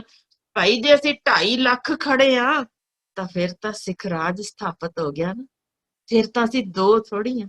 ਸਾਡੇ ਤਾਂ ਗੁਰੂ ਦੀ ਅਸੀਸ ਹੈ ਕਿ ਇੱਕ ਵੀ ਖੜਾ ਹੋਏ, ਇਕੱਲਾ ਵੀ ਖੜਾ ਹੋਏ, ਉਹ 1.25 ਲੱਖ ਜੋਗਾ ਹੈ। ਤੇ ਇਹਦਾ ਮਤਲਬ ਹੈ ਕਿ ਉਸ ਥਾਂ ਤੇ ਅਸੀਂ ਤਾਂ ਪੂਰਾ ਸਿੱਖ ਯਾਨੀ ਸਿੱਖਾਂ ਦਾ ਇੱਕ ਅਜਿਹਾ ਗੜ ਤਿਆਰ ਹੋ ਗਿਆ, ਉਹਨੂੰ ਤਾਂ ਕੋਈ ਢਾਹ ਹੀ ਨਹੀਂ ਸਕਦਾ। ਕਮਾਲ ਵੇਖੋ ਕਿ ਜਿਸ ਤਰੀਕੇ ਉਹਨਾਂ ਨੇ ਆਪਣੀ ਪੱਤ ਤੇ ਹੱਲਾ ਮੰਨਦਿਆਂ ਇਹ ਕਿਹਾ ਕਿ ਜਦ ਤੱਕ ਇੱਕ ਵੀ ਸਿੱਖ ਜ਼ਿੰਦਾ ਹੈ, ਸੰਘਰਸ਼ ਕਰਦਿਆਂ, ਧਰਮ ਦੀ ਰਾਖੀ ਕਰਦਿਆਂ ਜਾਨ ਵਾਰ ਕੇ ਜਾਏਗਾ, 1.25 ਲੱਖ ਦੇ ਬਰਾਬਰ ਹੋਏਗਾ। ਬਲਕਿ ਅਸੀਂ ਤਾਂ ਇਹ ਕਵਾਂਗੇ ਕਿ ਉਸ ਥਾਂ ਤੇ ਸਿੱਖ ਰਾਜ ਹੀ ਕਾਇਮ ਹੋ ਗਿਆ ਜੇ ਇੱਕ ਵੀ ਖੜਾ ਹੈ। ਤਾਂ ਇਸੇ ਤਰ੍ਹਾਂ ਬਾਬਾ ਦੀਪ ਸਿੰਘ ਹੋਣ ਜਾਂ ਗੁਰਦੁਆਰਾ ਸੁਧਾਰ ਲਹਿਰ ਵਿੱਚ ਅੰਗਰੇਜ਼ਾਂ ਦੇ ਸਮੇਂ ਹੋਈਆਂ ਜੰਗਾਂ ਵਿੱਚ ਜੋ ਜੇਲਾਂ ਕੱਟੀਆਂ ਗਈਆਂ, ਡਾਂਗਾਂ ਦੀਆਂ ਮਾਰਾਂ ਖਾਧੀਆਂ, ਸੀਨੇ ਗੋਲੀਆਂ ਵੀ ਛਲਣੀ ਨਾਲ ਕਰਵਾਏ ਗਏ, ਇਹਨਾਂ ਸਾਰਿਆਂ ਵਿੱਚ ਮੈਂ ਦੱਸਣਾ ਚਾਹੁੰਦੀ ਹਾਂ ਇੱਕ ਹੋਰ ਜ਼ਰੂਰ, ਜੋ ਅੱਜ ਦੇ ਸਾਡੇ ਬਾਲ ਕਸਰਤਾਂ ਨਹੀਂ ਕਰਦੇ, ਕਿ ਕੀ ਅਸੀਂ ਘਾਣ ਆਪਣਾ ਹੀ ਸਰੀਰ ਦਾ ਕਰ ਰਹੇ ਹਾਂ। ਕਿਉਂਕਿ ਜੋ ਇਸ ਵੇਲੇ ਸਾਡੇ ਕੋਲ ਰਿਕਾਰਡ ਜੇ ਕਾਇਮ, ਜੋ GH ਹਡਸਨ ਨੇ, ਜਿਹਨੇ 12 ਸਾਲ ਭਾਰਤ ਵਿੱਚ ਬਤੌਰ ਸੈਨਿਕ ਲੜਨ ਬਾਅਦ ਪਤਾ ਜੇ ਆਪਣੀ ਕਿਤਾਬ ਵਿੱਚ ਕੀ ਲਿਖਿਆ ਕਿ ਭਾਈ ਇਹ ਸਿੱਖ ਜੋ ਮੈਂ ਲੜਦੇ ਵੇਖੇ ਨੇ, ਇਹ ਆਮ ਲੋਕਾਂ ਨਾਲੋਂ ਵੱਖ ਨੇ। ਇਹਨਾਂ ਦੀ ਬਹਾਦਰੀ ਦੇ ਵਿੱਚ ਕੀ ਕਾਰਨ ਹੈ, ਜ਼ਰਾ ਉਹ ਲੱਭਣ ਦੀ ਲੋੜ ਹੈ। ਤੇ ਪਤਾ ਉਹਨੇ ਲਿਖਿਆ ਕਿ ਆਪਣੀ ਕਿਤਾਬ ਲਿਖੀ ਜੇ, ਜਿਸ ਵਿੱਚ ਲਿਖਦਾ ਹੈ ਕਿ ਸ਼ੇਰ ਵਾਂਗ ਦਹਾੜਦੇ ਸਿੰਘ ਆਪਣੀ ਤਲਵਾਰ ਦੇ ਹਰ ਤਗੜੇ ਵਾਰ ਨਾਲ ਉੱਚੀ ਉੱਚੀ ਵਾਹਿਗੁਰੂ ਉਚਾਰਦੇ ਨੇ, ਤੇ ਜਦੋਂ ਉਹ ਵਾਹਿਗੁਰੂ ਦੀ ਗਰਜ ਚੁਫੇਰੇ ਆਉਂਦੀ ਜੇ, ਸਾਹਮਣੇ ਵਾਲੇ ਦੀ ਦਿਲ ਦੀ ਧੜਕਨ ਰੁਕ ਜਾਂਦੀ। ਕਮਾਲ ਇਹ ਵੇਖੋ ਕਿ ਉਹਨੇ ਇਹ ਵੀ ਲਿਖਿਆ ਕਿ ਆਪਣਾ ਰਾਜ ਖੁੱਸਣ ਦੇ ਬਾਵਜੂਦ ਇੱਕ ਵੀ ਸਿੰਘ ਨੇ ਆਪਣੀ ਅਣਖ ਨਹੀਂ ਛੱਡੀ ਤੇ ਜ਼ੁਲਮ ਨੂੰ ਕਬੂਲ ਕਰਨ ਦੀ ਥਾਂ ਤੇ ਆਨ ਬਾਨ ਤੇ ਸ਼ਾਨ ਨਾਲ ਮਰ ਜਾਣਾ ਬਿਹਤਰ ਮੰਨਦੇ।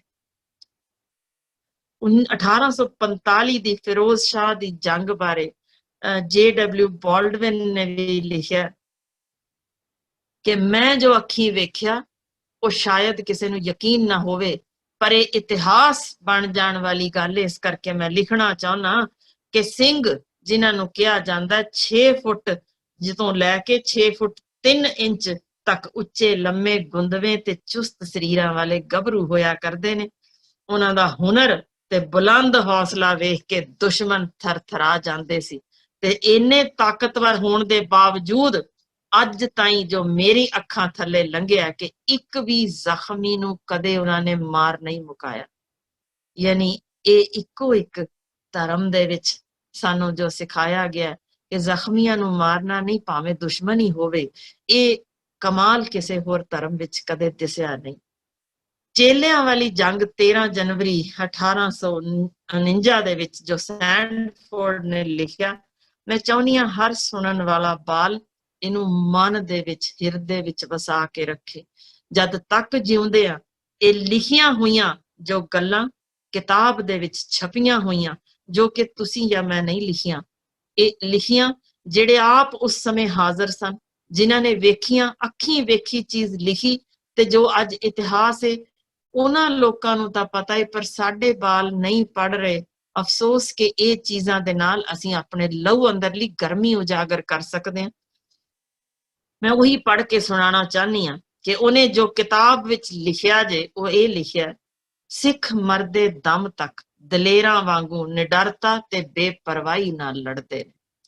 ਮੈਂ ਅਜਿਹੇ ਸ਼ੇਰਾਂ ਵਾਲੀ ਭਬਕ ਵਾਲੀ ਕੌਮ ਵਾਲੇ ਲੋਕ ਦੁਨੀਆ ਵਿੱਚ ਕਿਤੇ ਹੋਰ ਨਹੀਂ ਦੇਖੇ।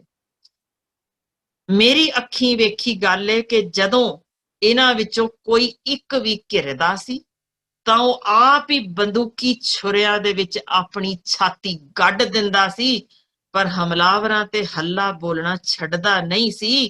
ਤੇ ਹਾਲ ਇਹ ਹੈ ਕਿ ਆਪਣੀ ਛਾਤੀ ਵਿੱਚ ਸੰਗੀਨ ਗੱਡੇ ਹੋਣ ਦੇ ਨਾਲ ਵੀ ਜਿਹੜਾ ਸੰਗੀਨ ਫੜ ਕੇ ਖੜਾ ਸੀ ਉਹਦਾ ਸਿਰ ਝਟਕਾਉਣ ਤੋਂ ਬਾਅਦ ਮਰਦੇ ਸਨ। ਤੇ ਮੈਂ ਵੇਖਿਆ ਕਿ ਸਿੱਖ ਆਪਣੇ ਪੁੱਠੇ ਹੱਥ ਦੇ ਵਾਰ ਨਾਲ ਵੀ ਤੇਜ਼ ਧਾਰ ਜੋ ਕਮਾਨੀਦਾਰ ਤਲਵਾਰਾਂ ਸਨ, ਉਹਦੇ ਨਾਲ ਬਰਤਾਨਵੀ ਘੋੜਸਵਾਰਾਂ ਨੂੰ 2 ਹਿੱਸਿਆਂ ਵਿੱਚ ਵੱਢ ਦਿੰਦੇ ਸਨ, ਪੁੱਠੇ ਹੱਥ ਦੇ ਨਾਲ ਵੀ। ਇਹ ਤਾਕਤ ਬੇਮਿਸਾਲੀ ਜੇ, ਇਹ ਤਾਕਤ ਕਿਤੇ ਵੱਖ ਹੈ, ਇਹ ਕਿਸੇ ਹੋਰ ਥਾਂ ਦਿਸਦੀ ਨਹੀਂ। ਪਰ ਅਸਲ ਗੱਲ ਇਹ ਹੈ ਕਿ ਇਹਨਾਂ ਦੇ ਜੈਕਾਰੇ ਦੇ ਵਿੱਚ ਕਿਸ ਤਰੀਕੇ ਦੀ ਗਰਜੇ, ਕਿਸ ਤਰੀਕੇ ਦੀ ਗੂੰਜੇ ਕਿ ਸਿਰਾਂ ਦੇ ਅੰਦਰ ਤੁਹਾਨੂੰ ਇੰਜ ਲੱਗਦਾ ਹੈ ਜਿਵੇਂ ਲਹੂ ਦੀ ਰਵਾਨੀ ਵੱਧ ਗਈ ਹੋਏ।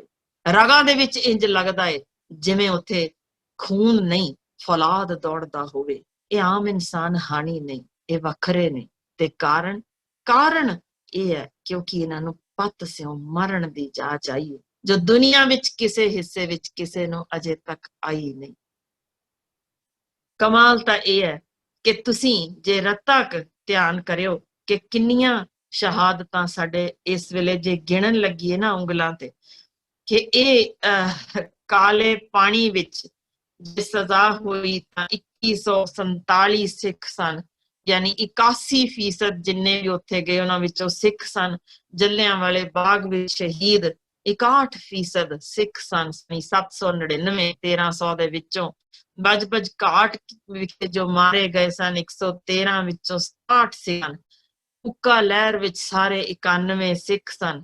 ਯਾਨੀ ਕੁੱਲ ਹਿੰਦੁਸਤਾਨ ਦੀ ਵਸੋਂ ਦੇ ਸਿਰਫ 1.9% ਦੀ ਗਿਣਤੀ ਦੇ ਵਿੱਚੋਂ ਦੇਸ਼ ਲਈ ਕੁਰਬਾਨ ਹੋ ਜਾਣ ਵਾਲੇ 80% ਤੋਂ ਉੱਪਰ ਸਿਰਫ ਸਿੱਖ ਸਨ। ਸਿੱਖ ਰਾਜ ਸਥਾਪਿਤ ਕਰਨ ਵਾਸਤੇ ਜ਼ਰਾ ਅੰਦਾਜ਼ਾ ਲਾ ਲਿਓ ਕਿੰਨੇ ਸ਼ਹੀਦ ਹੋਏ ਸਨ। 2.5 ਲੱਖ ਸਿੱਖ, ਜਿਨ੍ਹਾਂ ਵਿੱਚ ਨਵ ਜੰਮੇ ਬੱਚੇ ਤੋਂ ਬਜ਼ੁਰਗ ਤੱਕ ਸਾਰੇ ਸ਼ਹੀਦ ਹੋਏ, ਜਿਨ੍ਹਾਂ ਵਿੱਚ ਅਜਿਹੇ ਵੀ ਸਨ ਜਿੱਥੇ 1 ਸਾਲ ਦਾ ਬਾਲ ਮਾਂ ਨੇ ਚੁੱਕਿਆ ਸੀ ਗੁਰੂ ਕੇ ਬਾਗ ਦੇ ਮੋਰਚੇ ਦੇ ਵਿੱਚ ਕਿ ਸ਼ਹੀਦ ਹੋ ਜਾਵਾਂਗੇ। ਆਪਣੇ ਗੁਰੂ ਤੋਂ ਜਿਹੜਾ ਮਿਲਿਆ ਮੇਰੇ ਪੁੱਤਰ ਮੇਰੀ ਗੋਦ ਵਿੱਚ, ਮੈਂ ਵਾਪਸ ਗੁਰੂ ਨੂੰ ਸੌਂਪਣ ਲਈ ਤਿਆਰ ਹਾਂ, ਪਰ ਮੈਂ ਗੁਰਦੁਆਰਾ ਲਹਿਰ ਵਿੱਚ ਤੁਰਾਂਗੀ। ਮੈਂ ਇਹ ਗੁਰਦੁਆਰੇ ਆਜ਼ਾਦ ਕਰਵਾਉਣੇ ਨੇ। ਮੈਂ ਖੜੀ ਆ ਆਪਣੇ ਗੁਰੂ ਦੇ ਉਹਨਾਂ ਅਸੂਲਾਂ ਦੇ ਉੱਤੇ ਜਿੱਥੇ ਮੈਨੂੰ ਮਰਨਾ ਪਹਿਲਾਂ ਕਬੂਲ ਹੈ, ਜ਼ਿੰਦਗੀ ਬਾਅਦ ਵਿੱਚ ਵੇਖਾਂਗੇ। ਤਾਂ ਅੱਜ ਮੇਰਾ ਸਵਾਲ ਹੈ ਤੁਹਾਨੂੰ ਸਾਰੇ ਬੱਚਿਆਂ ਨੂੰ ਕਿ ਬੱਚਿਓ, ਜਦੋਂ ਇਹੋ ਜਿਹਾ ਇਤਿਹਾਸ ਹੋਵੇ ਤਾਂ ਕਿਉਂ ਅਸੀਂ ਆਪਣੇ ਅੰਦਰਲਾ ਲਹੂ ਦਾ ਜਿਹੜਾ ਫਲਾਦ ਸੀ ਉਹ ਕਿਉਂ ਜੰਗਾਲ ਲਗਾ ਛੱਡਿਆ? ਕਿਉਂ ਨਹੀਂ ਅਸੀਂ ਸਰੀਰ ਪੱਖੋਂ ਤਗੜੇ? ਕਿਉਂ ਨਹੀਂ ਅਸੀਂ ਉੱਚੇ ਅਹੁਦਿਆਂ ਤੇ ਪਹੁੰਚਦੇ? ਕਿਉਂ ਸਾਡੇ ਹੀ ਆਪਣੇ ਲੋਕ ਬੱਚੇ ਸਿਰਫ ਇੱਕੋ ਸੋਚ ਨਾਲ ਤੁਰ ਰਹੇ ਨੇ ਕਿ ਮੈਂ ਆਈਲੈਟਸ ਕਰਨੀ ਹੈ, ਮੈਂ ਬਾਹਰ ਭੱਜ ਜਾਣਾ, ਮੁਲਕ ਤੋਂ ਪਰਾਂ ਜਾਣਾ? ਤਾਂ ਬੱਚਿਓ ਮੈਨੂੰ ਦੱਸੋ, ਜੇ ਇੱਥੇ ਇੱਕ ਵੀ ਪੰਜਾਬੀ ਨਹੀਂ ਰਹੇਗਾ ਤਾਂ ਪੰਜਾਬ ਕਿੱਥੇ ਰਹਿਣ ਵਾਲਾ? ਤਾਂ ਜਿਹੜੇ ਵੀ ਇੱਥੇ ਯੂਪੀ ਜਾਂ ਬਿਹਾਰ ਤੋਂ ਕੋਈ ਵੀ ਆ ਕੇ ਇੱਥੇ ਵਸਣਗੇ, ਉਹਨਾਂ ਨੇ ਨਾ ਗੁਰਦੁਆਰੇ ਰਹਿਣ ਦੇਣੇ ਨੇ, ਨਾ ਸਿੱਖ ਧਰਮ ਦੀ ਹੋਂਦ ਬਚਣੀ ਹੈ ਇੱਥੇ, ਨਾ ਪੰਜਾਬੀ ਜ਼ਬਾਨ ਬਚਣੀ ਹੈ, ਨਾ ਸਾਡਾ ਇਤਿਹਾਸ ਬਚਣਾ, ਨਾ ਸਾਡਾ ਸੱਭਿਆਚਾਰ ਬਚਣਾ। ਤਾਂ ਫਿਰ ਆਖਰ ਸਾਡੇ ਸਿਰ ਤੇ ਜੋ ਕਰਜ਼ ਸੀ ਸਾਡੇ ਗੁਰੂਆਂ ਦਾ, ਉਹ ਕਿਸ ਤਰੀਕੇ ਲਾਵਾਂਗੇ? ਇਹ ਸ਼ਹਾਦਤਾਂ ਦਾ ਕਰਜ਼ ਹੈ ਸਾਡੇ ਸਿਰ ਤੇ ਕਿ ਅਸੀਂ ਪੁਸ਼ਤ ਦਰ ਪੁਸ਼ਤ ਇਹੀ ਚੀਜ਼ ਅਗਾਂਹ ਤੋਰਨੀ, ਪਰ ਭੱਜ ਕੇ ਨਹੀਂ ਤੋਰਨੀ। ਕਿਉਂ ਨਹੀਂ ਤੁਸੀਂ ਅਗਾਂਹ ਪੜ੍ਹਨ ਦਾ ਟੀਚਾ ਮਿੱਥਦੇ? ਜੇ ਮੈਂ ਮਿਹਨਤ ਕਰਨੀ ਹੈ, ਮੈਂ ਖੇਡਾਂ ਵਿੱਚ ਨਾਮ ਕਮਾਉਣਾ, ਜੇ ਮੈਂ ਪੜ੍ਹ ਲਿਖ ਕੇ IAS ਬਣਾਂਗਾ, IPS ਬਣਾਂਗਾ, ਬਾਹਰ ਜਾਣਾ ਤਾਂ ਮੈਂ ਇੰਡੀਅਨ ਫੋਰਨ ਸਰਵਿਸ ਕਰਕੇ ਜਾਵਾਂਗਾ, ਅਫਸਰ ਲੱਗ ਕੇ ਜਾਵਾਂਗਾ, ਕਿਉਂ ਦਰਬਾਨ ਵਾਂਗ ਖੜੇ ਹੋ ਕੇ ਸਲੂਟ ਮਾਰਾਂਗੇ? ਕਿਉਂ ਸਾਡੇ ਇਹ ਬੱਚੇ ਅੱਜ ਸੜਕਾਂ ਤੇ ਰੁਲਦੇ ਨੇ? ਕਿਉਂ ਸਾਡੇ ਆਪਣੇ ਗੁਰੂ ਘਰ ਵੀ ਇਸ ਵਾਸਤੇ ਜਾਂ ਸਾਡੇ ਹੋਰ ਸਿੱਖ ਕਿਉਂ ਅਜਿਹੇ ਬੱਚਿਆਂ ਦੀ ਮਦਦ ਨਹੀਂ ਕਰਦੇ, ਇਹਨਾਂ ਦੀ ਪੜ੍ਹਾਈ ਦਾ ਖਰਚਾ ਨਹੀਂ ਚੁੱਕਦੇ? ਕਿਉਂ ਸੜਕਾਂ ਤੇ ਇਹ ਪੈਸੇ ਖੁਣੋ ਤਰਸਦੇ ਪਰ ਅਣਖ ਨਾਲ ਜਿਉਣ ਮਰਨ ਦੀ ਗੱਲ ਕਰ ਸਕਦੇ ਨੇ? ਇਹੋ ਜਿਹੇ ਲੋੜਵੰਦਾਂ ਦੀ ਸਾਨੂੰ ਅਗਾਂਹ ਆ ਕੇ ਲੋੜ ਇਸ ਨਹੀਂ ਕਿ ਉਹਨਾਂ ਦੀ ਰੋਟੀ ਪੂਰੀ ਕਰਨੀ ਹੈ, ਉਹਨਾਂ ਪੈਰਾਂ ਤੇ ਖੜੇ ਹੋਣ ਲਈ ਉਹਨਾਂ ਦੀ ਪੜ੍ਹਾਈ ਦੇ ਖਰਚੇ ਚੱਕੀਏ ਤਾਂ ਕਿ ਇਹ ਅਗਾਂਹ ਵੱਧ ਕੇ ਕੁਝ ਚੰਗਾ ਬਣ ਸਕਣ, ਕਿਸੇ ਉੱਚੇ ਪਦਵੀ ਤੇ ਬੈਠ ਸਕਣ, ਹੱਕ ਹਲਾਲ ਦੀ ਕਮਾ ਸਕਣ, ਤਾਂ ਕਿ ਸਾਡੀ ਚੁਫੇਰੇ ਇਸ ਤਰੀਕੇ ਵੀ ਸੋਭਾ ਹੋਏ। ਅੱਜ ਪਤਾ ਲੱਗਦਾ ਹੈ ਸਾਡੇ ਹੀ ਬੱਚੇ ਲਾਡਾਂ ਪਿਆਰਾਂ ਨਾਲ ਪਲੇ, ਇੱਥੋਂ ਸਿਰਫ ਬਾਹਰ ਜਾਣ ਦੇ ਲਾਲਚ ਵਿੱਚ ਅਮਰੀਕਾ, ਕੈਨੇਡਾ, ਆਸਟ੍ਰੇਲੀਆ, ਮੁਰਦ ਘਰਾਂ ਘਾਟਾਂ ਵਿੱਚ ਵੀ ਉਹਨਾਂ ਦੇ ਜਾ ਕੇ ਪੋਚੇ ਲਾਉਣ ਨੂੰ ਤਿਆਰ ਨੇ। ਕਿਉਂ ਨਾ ਅਫਸਰ ਬਣ ਕੇ ਜਾਣ ਸਾਡੇ ਬੱਚੇ? ਕਿਉਂ ਸਾਡੇ ਦਰਬਾਨ ਬਣ ਕੇ ਬੜੇ ਖੜ ਕੇ ਇੱਥੇ ਸਲੂਟ ਮਾਰਦੇ ਰਹਿਣ? ਕਿਉਂ ਨਾ ਵੀ ਕਦੇ ਅਫਸਰ ਬਣਨ, ਡਰਾਈਵਰ ਹੀ ਬਣ ਕੇ ਕਿਉਂ ਜਾਣ? ਪੜ੍ਹਨਾ ਲਿਖਣਾ ਅਸੀਂ ਕਿਉਂ ਛੱਡ ਦਿੱਤਾ? ਜਿੱਥੇ ਇੱਕ ਪਾਸੇ ਸਰੀਰਕ ਪੱਖੋਂ ਸਾਨੂੰ ਤਗੜੇ ਹੋਣ ਦੀ ਲੋੜ ਹੈ ਤਾਂ ਕਿ ਸਾਡੇ ਜਿਸ ਤਰੀਕੇ ਦਾ ਜੁਝਾਰੂ ਸਾਡਾ ਜਿਸਮ ਬਣਾਇਆ ਗਿਆ ਸੀ ਉਹ ਅਸੀਂ ਤਿਆਗ ਰਹੇ ਹਾਂ। ਨਾ ਸਵੇਰ ਦੇ ਕਸਰਤ ਕਰਨ ਜੋਗੇ ਸਾਡੇ ਬੱਚੇ, ਨਾ ਉਹ ਜੂਡੋ ਕਰਾਟੇ ਸਿੱਖਣ, ਯਾਨੀ ਕੁਝ ਵੀ ਸਿੱਖਣ ਤੋਂ ਇਨਕਾਰੀ ਬੱਚੇ ਸਾਡੇ ਜਿਸ ਤਰੀਕੇ ਹੌਲੀ ਹੌਲੀ ਆਪਣੇ ਧਰਮ ਤੋਂ, ਆਪਣੇ ਇਤਿਹਾਸ ਤੋਂ ਪਰਾਂ ਕਰਕੇ, ਜਿਵੇਂ ਅਸੀਂ ਟੀਵੀਆਂ ਦੇ ਅਜਿਹੇ ਅਜੀਬ ਚੱਕਰਵਿਊ ਵਿੱਚ ਫਸਾ ਦਿੱਤਾ, ਇਸ ਚੋਂ ਕੱਢਣ ਦੀ ਲੋੜ ਹੈ। ਮਾਪਿਆਂ ਨੂੰ ਅੱਜ ਠਾਣਨਾ ਪਏਗਾ ਕਿ ਉਹ ਆਪਣੇ ਇਤਿਹਾਸ ਨੂੰ ਜ਼ਿੰਦਾ ਕਰਨ, ਆਪਣੇ ਬੱਚਿਆਂ ਰਾਹੀਂ ਜ਼ਬਾਨ ਆਪਣੀ ਨੂੰ ਤਰਜੀਹ ਦੇਣ। ਅੰਗਰੇਜ਼ੀ ਛੱਡ ਕੇ 20 ਹੋਰ ਜ਼ਬਾਨਾਂ ਬੱਚੇ ਨੂੰ ਸਿਖਾਓ, ਪਰ ਇੰਨੀ ਕੁ ਖਿਆਲ ਰੱਖ ਲਿਓ ਜੇ ਪੰਜਾਬੀ ਜ਼ਬਾਨ ਤੋਂ ਪਰਾਂ ਕਰ ਦਿੱਤਾ ਤਾਂ ਅਗਲੀ ਪੁਸ਼ਤ ਸਾਡੀ ਇਸ ਜ਼ਬਾਨ ਨੂੰ ਨਹੀਂ ਜਾਣਦੀ ਹੋਏਗੀ।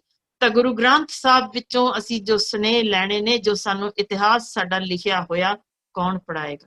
ਤੇ ਮੈਨੂੰ ਇਹ ਵੀ ਸਵਾਲ ਜੋ ਮੇਰਾ ਹੈ ਜਵਾਬ ਜ਼ਰੂਰ ਦੇਣਾ ਕਿ ਜੇ ਕੱਲ ਨੂੰ ਸਾਡੀ ਤੀਜੀ ਪੁਸ਼ਤ, ਜਿਹਨੂੰ ਪੰਜਾਬੀ ਜ਼ਬਾਨ ਆਉਂਦੀ ਨਹੀਂ, ਜਿਹਨੂੰ ਦੱਸਿਆ ਜਾਏਗਾ ਕਿ ਗੁਰੂ ਗ੍ਰੰਥ ਸਾਹਿਬ ਵਿੱਚ ਤਾਂ ਈਸਾ ਮਸੀਹ ਦੇ ਤਾਰੀਫ ਦੇ ਸੋਲੇ ਗਾਏ ਹੋਏ ਨੇ, ਤਾਂ ਫਿਰ ਕੌਣ ਉਹਨੂੰ ਸਮਝ ਕੇ ਨਾ ਕਰ ਸਕੇਗਾ? ਤੇ ਜਦੋਂ ਇਹ ਮਾਣ ਮੱਤਾ ਇਤਿਹਾਸ ਗਾਇਬ ਹੋ ਗਿਆ ਤਾਂ ਸਾਡੇ ਕੋਲ ਬਚਣਾ ਕੀ ਹੈ? ਇਸੇ ਲਈ ਅੱਜ ਸਮਾਂ ਹੈ ਕਿ ਅਸੀਂ ਸਾਰੇ ਇੱਕ ਫੈਸਲਾ ਕਰੀਏ, ਅੱਜ ਜੈਕਾਰਾ ਬੁਲਾਈਏ ਸਾਰੇ ਗੱਜ ਕੇ, ਇਹ ਅਸੀਂ ਗੁਰੂ ਆਪਣੇ ਨਾਲ ਅਹਿਦ ਕਰੀਏ ਕਿ ਅਸੀਂ ਇਸ ਜ਼ਬਾਨ ਨੂੰ ਜ਼ਰੂਰ ਸਿੱਖਾਂਗੇ, ਅਸੀਂ ਗੱਤਕਾ ਸਿੱਖਾਂਗੇ, ਸਰੀਰ ਹਮੇਸ਼ਾ ਤਗੜਾ ਰੱਖਾਂਗੇ ਤੇ ਅਸੀਂ ਆਪਣਾ ਇਤਿਹਾਸ ਅਗਾਂਹ ਤੋਰਾਂਗੇ। ਅਸੀਂ ਚੰਗਾ ਪੜ੍ਹ ਲਿਖ ਕੇ ਅੱਗੇ ਹੋਰਨਾਂ ਲਈ ਵੀ ਇੱਕ ਮਿਸਾਲ ਬਣਾਂਗੇ। ਪੱਤ ਸਿਉਂ ਜੀਆਂਗੇ ਤੇ ਪੱਤ ਸਿਉਂ ਮਰਨ ਨੂੰ ਵੀ ਤਰਜੀਹ ਦੇਾਂਗੇ। ਬਹੁਤ ਧੰਨਵਾਦ। ਵਾਹਿਗੁਰੂ ਜੀ ਕਾ ਖਾਲਸਾ, ਵਾਹਿਗੁਰੂ ਜੀ ਕੀ ਫਤਿਹ। ਬੋਲੇ ਸੋ ਨਿਹਾਲ, ਸਤਿ ਸ਼੍ਰੀ ਅਕਾਲ। ਬਹੁਤ ਬਹੁਤ ਧੰਨਵਾਦ ਮੈਮ ਤੁਹਾਡਾ, ਤੁਸੀਂ ਬਹੁਤ ਹੀ ਵਧੀਆ ਢੰਗ ਦੇ ਨਾਲ ਬੜੇ ਸਰਲ ਸ਼ਬਦਾਂ ਦੇ ਵਿੱਚ ਤੁਸੀਂ ਵਿਦਿਆਰਥੀਆਂ ਨੂੰ ਬਹੁਤ ਮੋਟੀਵੇਟ ਕੀਤਾ ਹੈ ਔਰ ਜਿਸ ਹਿਸਾਬ ਨਾਲ ਤੁਹਾਨੂੰ ਇੰਨੇ ਅਵਾਰਡਸ ਮਿਲੇ ਹੋਏ ਨੇ, ਤੁਸੀਂ ਦੁਨੀਆ ਦੇ ਵਿੱਚ ਤੁਹਾਡਾ ਨਾਮ ਹੈ, ਪਰ ਤੁਸੀਂ ਜਿੰਨੇ ਡਾਊਨ ਟੂ ਅਰਥ, ਜਿੰਨੀ ਹਲੀਮੀ ਦੇ ਨਾਲ ਤੁਸੀਂ ਅੱਜ ਸਾਨੂੰ ਸਾਰਿਆਂ ਨੂੰ ਸਮਝਾਇਆ, ਤੁਹਾਡਾ ਤਹਿ ਦਿਲੋਂ ਧੰਨਵਾਦ ਕਰਦੇ ਹਾਂ ਜੀ। ਔਰ ਮੈਂ ਸਾਰੇ ਵਿਦਿਆਰਥੀਆਂ ਨੂੰ ਫਿਰ ਦੱਸਣਾ ਚਾਹਨੀ ਹਾਂ, ਜਿੱਥੇ ਮੈਮ ਸਾਹਿਤਕਾਰ ਨੇ, ਜਿੱਥੇ ਮੈਮ ਲਿਖਦੇ ਨੇ, ਉਹਦੇ ਨਾਲ ਨਾਲ ਮੈਮ ਪੰਜਾਬੀ ਬੋਲੀ, ਮਾਂ ਬੋਲੀ ਨੂੰ ਬਚਾਉਣ ਦੇ ਲਈ, ਆਪਣੀ ਧੀਆਂ ਦੇ ਲਈ, ਉਹਨਾਂ ਦੇ ਲਈ ਖੜਦੇ ਨੇ। ਔਰ ਬਹੁਤ ਸਾਰੇ ਅਵਾਰਡਸ ਮੈਮ ਨੂੰ, ਧੀ ਪੰਜਾਬ ਦੀ, ਉਹਨਾਂ ਨੂੰ ਫਖਰੇ ਕੌਮ, ਬਹੁਤ ਸਾਰੇ ਐਸੇ ਅਵਾਰਡਸ ਨੇ ਜੋ ਕਿ ਦੁਨੀਆ ਭਰ ਤੋਂ ਮੈਮ ਨੂੰ ਮਿਲੇ ਹੋਏ ਨੇ। ਸੋ ਮੈਂ ਉਹਨਾਂ ਦਾ ਬਹੁਤ ਸ਼ੁਕਰਗੁਜ਼ਾਰ ਹਾਂ ਕਿ ਉਹਨਾਂ ਨੇ ਅੱਜ ਇੱਥੇ ਸਮਾਂ ਕੱਢਿਆ ਸਾਡੇ ਸਾਰੇ ਵਿਦਿਆਰਥੀਆਂ ਦੇ ਲਈ। ਤੇ ਕੁਝ ਕੁ ਸਟੂਡੈਂਟਸ ਦੇ ਹੈਂਡ ਰੇਜ਼ ਨੇ, ਮੈਂ ਉਹਨਾਂ ਨੂੰ ਬੇਨਤੀ ਕਰਾਂਗੀ ਕਿ ਅਸੀਂ ਬੱਚੇ ਬਿਲਕੁਲ, ਅਗਰ ਮੈਂ ਕਿਸੇ ਸਟੂਡੈਂਟ ਦਾ ਕੋਈ ਕੁਐਸਚਨ ਹੈ ਤੁਸੀਂ ਉਹ ਵੀ ਪੁੱਛ ਸਕਦੇ ਹੋ, ਪਰ ਬਿਲਕੁਲ ਬਰੀਫ ਹਾਂਜੀ। ਦੇ ਤੁਸੀਂ ਕਰਨਾ ਜੀ। ਸੋ ਸਭ ਤੋਂ ਪਹਿਲਾਂ ਅਵਨੀਤ ਕੌਰ ਜੀ ਲੁਧਿਆਣਾ ਤੋਂ। ਵਾਹਿਗੁਰੂ ਜੀ ਕਾ ਖਾਲਸਾ, ਵਾਹਿਗੁਰੂ ਜੀ ਕੀ ਫਤਿਹ। ਹੱਕ ਸੱਚ ਦੀ ਕਮਾਈ। ਗੁਰੂ ਨਾਨਕ ਦੇਵ ਜੀ ਦੀਆਂ ਉਦਾਸੀਆਂ ਸਮੇਂ ਮਲਕ ਭਾਗੋ ਨੇ ਗੁਰੂ ਜੀ ਨੂੰ ਬ੍ਰਹਮ ਭੋਜ ਦਾ ਸੱਦਾ ਦਿੱਤਾ, ਪਰ ਗੁਰੂ ਜੀ ਨੇ ਉਸਦੇ ਸਵਾਦਲੇ ਭੋਜਨ ਛੱਡ ਕੇ ਭਾਈ ਲਾਲੋ ਤੇ ਕੋਧਰੇ ਦੀ ਰੋਟੀ ਖਾਣੀ ਪਸੰਦ ਕੀਤੀ, ਕਿਉਂਕਿ ਮਲਕ ਭਾਗੋ ਦੀ ਕਮਾਈ ਧਰਮ ਦੀ ਨਹੀਂ ਸਗੋਂ ਬੇਈਮਾਨੀ ਤੇ ਰਿਸ਼ਵਤਖੋਰੀ ਦੀ ਸੀ, ਅਤੇ ਭਾਈ ਲਾਲੋ ਜੀ ਦੀ ਰੋਟੀ ਕਮਾਈ ਹੱਕ ਸੱਚ ਦੀ ਤੇ ਇਮਾਨਦਾਰੀ ਦੀ ਸੀ। ਅਸੀਂ ਵੀ ਸਾਰੇ ਪ੍ਰਣ ਕਰੀਏ ਕਿ ਜ਼ਿੰਦਗੀ ਵਿੱਚ ਹਰ ਇੱਕ ਕੰਮ, ਭਾਵੇਂ ਉਹ ਪੜ੍ਹਾਈ ਹੋਵੇ ਜਾਂ ਦਸਾਂ ਨਹੁੰਆਂ ਦੀ ਕਿਰਤ ਕਮਾਈ ਹੋਵੇ, ਉਸ ਨੂੰ ਪੂਰੀ ਇਮਾਨਦਾਰੀ ਨਾਲ ਤੇ ਹੱਕ ਸੱਚ ਦੇ ਨਾਲ ਕਰਾਂਗੇ। ਨਾ ਰਿਸ਼ਵਤ ਦੇਵਾਂਗੇ ਤੇ ਨਾ ਹੀ ਰਿਸ਼ਵਤ ਲਵਾਂਗੇ। ਕਰ ਸੋ ਕਿਰਤ ਧਰਮ ਕਮਾਇਆ, ਵੇਲੇ ਬੈਠ ਨਾ ਹੁਕਮ ਚਲਾਈਏ, ਦਸਾਂ ਨਹੁੰਆਂ ਦੀ ਕਿਰਤ ਕਮਾਈਏ। ਵਾਹਿਗੁਰੂ ਜੀ ਕਾ ਖਾਲਸਾ, ਵਾਹਿਗੁਰੂ ਜੀ ਕੀ ਫਤਿਹ। ਬਹੁਤ ਵਧੀਆ। ਅੱਜ ਜੋ ਟੌਪਿਕ ਸੀ ਪਤ ਸਿਓ ਜੀਣਾ ਤੇ ਪਤ ਸਿਓ ਮਰਨਾ, ਉਹ ਇਹੀ ਹੈ ਕਿ ਅਸੀਂ ਜੇ ਇਮਾਨਦਾਰੀ ਨਾਲ ਗੁਰੂ ਦੇ ਦੱਸੇ ਹੋਏ ਰਾਹ ਤੇ ਚੱਲਾਂਗੇ। ਸੋ ਅਗਲੇ ਸਾਡੇ ਕੋਲ ਮਾਨਸਾ ਤੋਂ EPP ਨੰਬਰ 14389 13284 ਤੇ 14399। ਹਾਂਜੀ, ਮੈਮ ਵਾਹਿਗੁਰੂ ਜੀ ਕਾ ਖਾਲਸਾ, ਵਾਹਿਗੁਰੂ ਜੀ ਕੀ ਫਤਿਹ। ਵਾਹਿਗੁਰੂ ਜੀ ਕੀ ਫਤਿਹ ਜੀ। ਜਿਵੇਂ ਮੈਮ ਨੇ ਦੱਸਿਆ ਹੈ ਨਾ ਵੀ ਪਹਿਲਾਂ ਆਪਾਂ ਨੂੰ ਮਰਨਾ ਕਬੂਲ ਕਰਨਾ ਚਾਹੀਦਾ, ਫਿਰ ਜੀਵਨ ਦੀ ਆਸ ਰੱਖਣੀ ਚਾਹੀਦੀ ਹੈ।